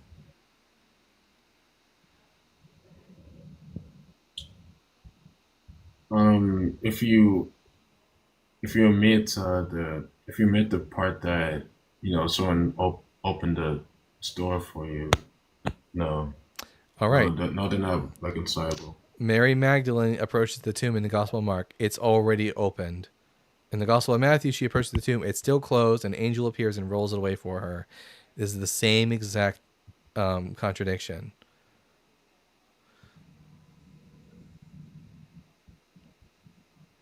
Okay.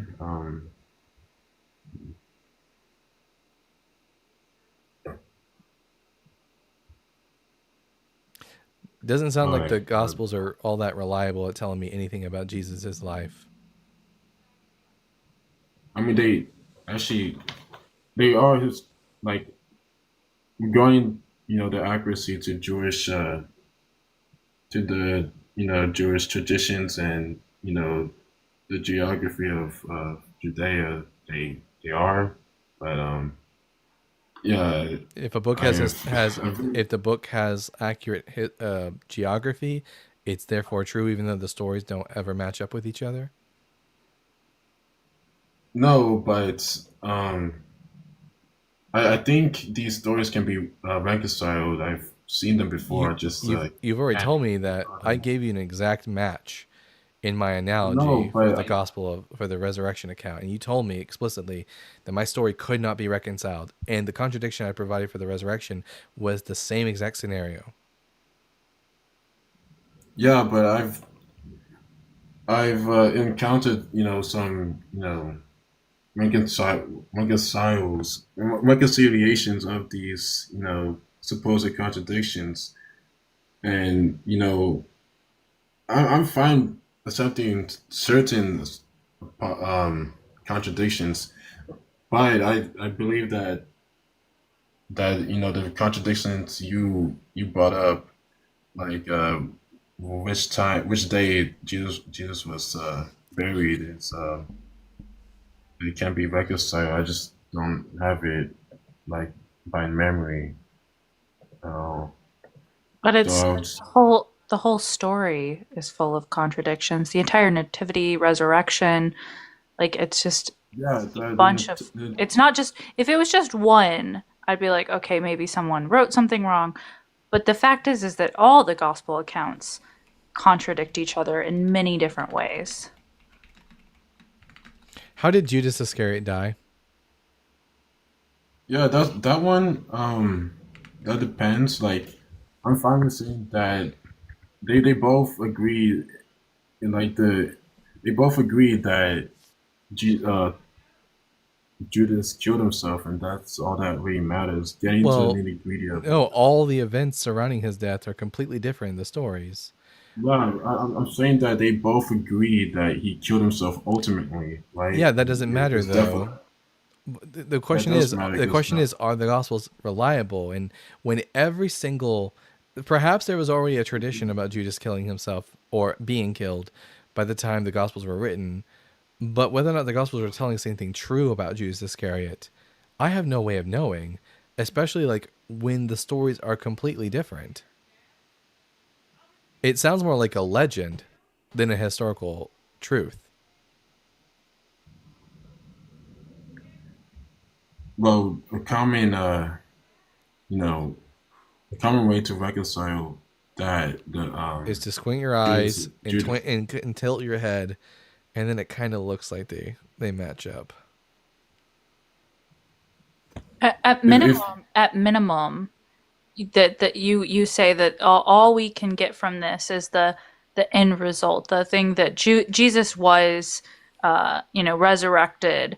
If that's what you're saying, like, why are you trusting anything else? Why are you believing that one thing and not saying, oh, we can dismiss the rest of it? That's what I don't understand about Christians like you, is that you can kind of say, well, they don't really fit. I know it doesn't make sense. But the thing that they all agree on is what happens. It's like, well, why do you believe that? Why do you take that when it seems to not agree on anything else? I didn't say that they didn't agree. I said that there are ways to reconcile these things. I just don't have them by memory. Yes, the way to reconcile them is by being dishonest with what the text actually says. Well, I was going to ask, what do you think reconcile means? Like, you're admitting it with the use of that word, that you have to do something in order to make it make sense. You cannot just take it at face value. No, because you have to be charitable for text. I treat the Bible the same way I would treat any other ancient text. I don't give it any special treatment. If I had another ancient text that had this many discrepancies between it, I also wouldn't trust it. Well, it doesn't have discrepancies. It does. I've already given you 2-3 examples. Would you like a fourth? That's like absolutely a huge discrepancy. Like, for example, before I give you the example, if I had 2 biographies written about me, the Bible guy, and one places my birth in 1996 under Clinton, and the other one places my birth 10 years later in 2006 under George W. Bush, is this reconcilable? Or is this just a contradiction? That's a contradiction, but how's that acknowledged? The Gospel of Matthew tells us that Jesus was born during the reign of King Herod the Great, who ruled from 40 BCE to 4 BCE. Then the Gospel of Luke tells us that Jesus was born during the census of Quirinius, which took place 10 years after Herod was already dead. Unless Jesus crawled back up into his mother's vagina and was born again 10 years later, it's impossible for him to be born in around 4 BCE and also during 6 CE, 10 years later. I mean, that depends on what Luke was referring to regarding. He tells us He tells us that when Quirinius was the governor of Syria, and it was the first census of Judea. That happened in 6 CE. After King Herod the Great died, his kingdom was divided amongst his 3 sons, Herod Archelaus, Herod Antipas, and Herod Philip. Herod Archelaus got the region of Judea, where Bethlehem is located, and Jerusalem. But he was so bad at his job that the Romans deposed him, fired him, exiled him to Vienna, and then annexed the region of Judea to Rome, and then Quirinius was made governor of Syria, and they did a census. Jesus cannot be both born during the reign of King Herod the Great, also during the census of Quirinius, like the Gospels of Matthew and Luke say. It's impossible. I mean, it's important to note that Luke mentions that the census is which he is referring to, which he is referring is the first census. Yes, it was the first census after Judea was annexed to Rome, which was in 6 CE. Prior to this, Rome wouldn't tax directly the people of Judea. That was the job of King Herod the Great.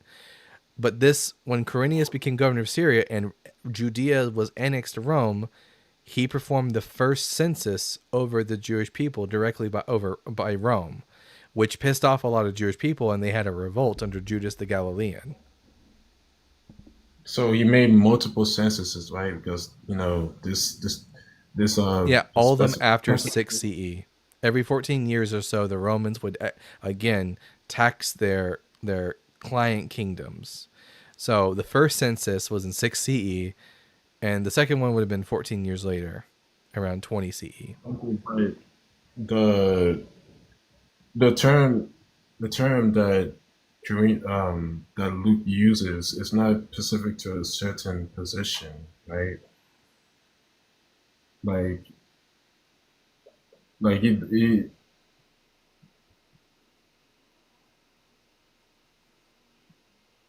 so it's quite possible that he held one position at first and No, the then Greek was the Greek is promoted. explicit that he was the governor of Syria. That happened in 6 CE. We have no examples of Quirinius ever serving as governor at any other point in history.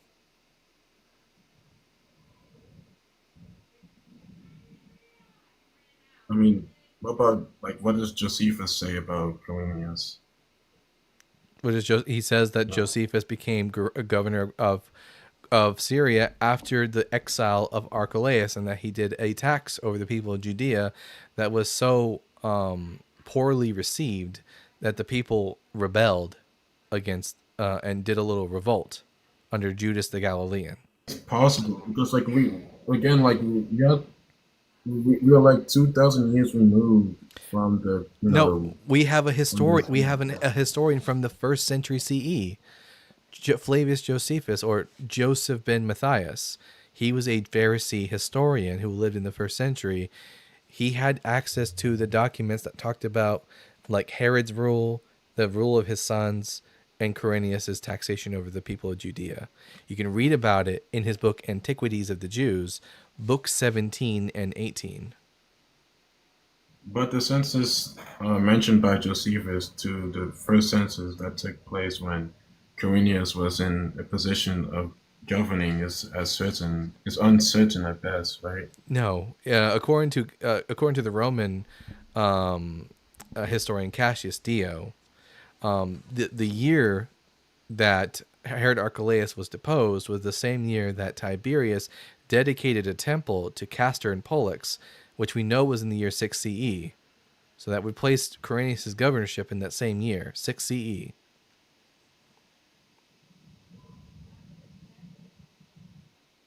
Okay. Well, I have to do some more research.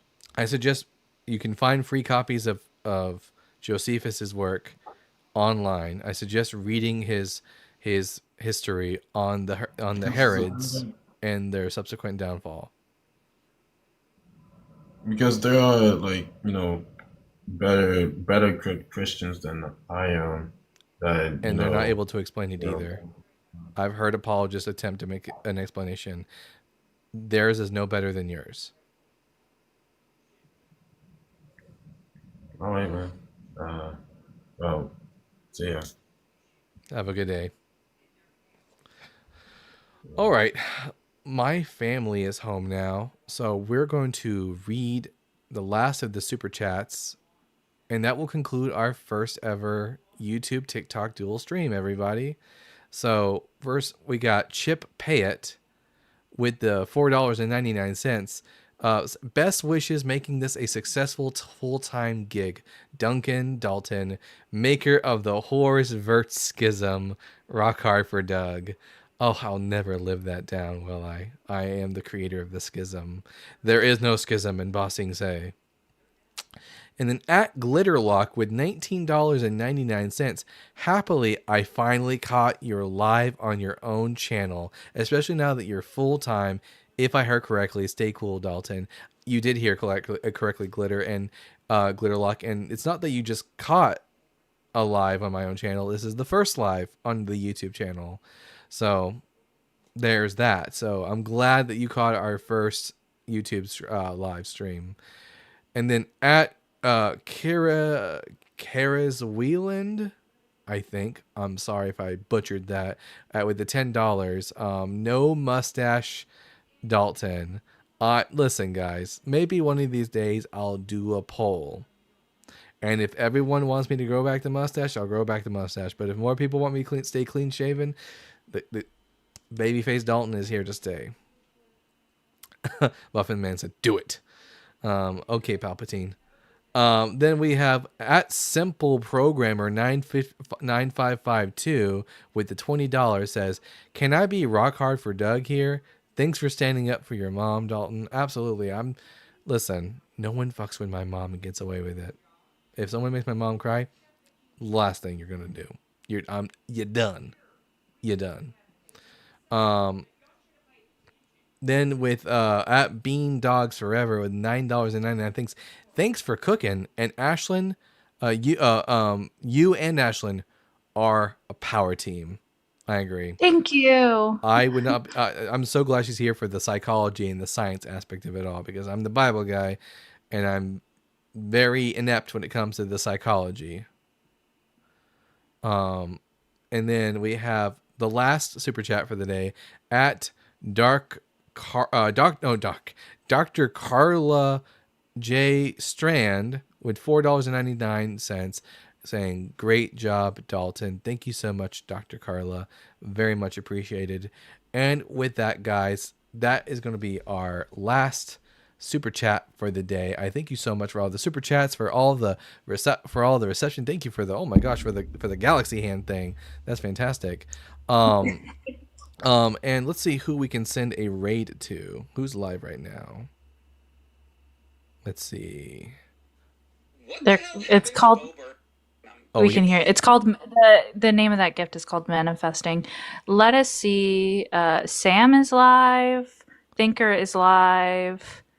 We got one last super chat for $5 from Chris LL3874 saying, "Go Paulton and the Schismatist." Just joking, you did awesome too. Rock hard for Doug. Thank you, Chris. Let's see. Christina and Thinker are both live. Who do I want to send to? Well, Christina's just getting started. So everyone, go and check out Christina Carol, spelled Christina, and then Carol like the Christmas Carol, Carol. I'm gonna write that down in the Christina Carol in the comment section of the of the TikTok. And you know what? I'll write it down here too in the YouTube channel so everyone can see Christina Carol. Go to Christina Carol, tell her the Bible guy sent you.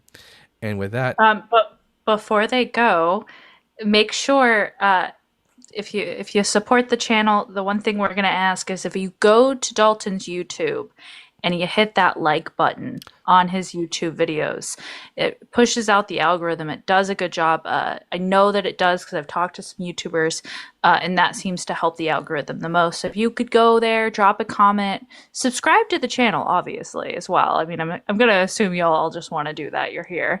So yeah, just hit that like button because you said you have it where it posts automatically after. yeah, I think so. Okay, if it doesn't post automatically after, it will be shortly. But thank y'all all for being here. We appreciate you. All right. And with that, I've been the Bible guy. We will see you guys on another day. Keep reading, keep learning.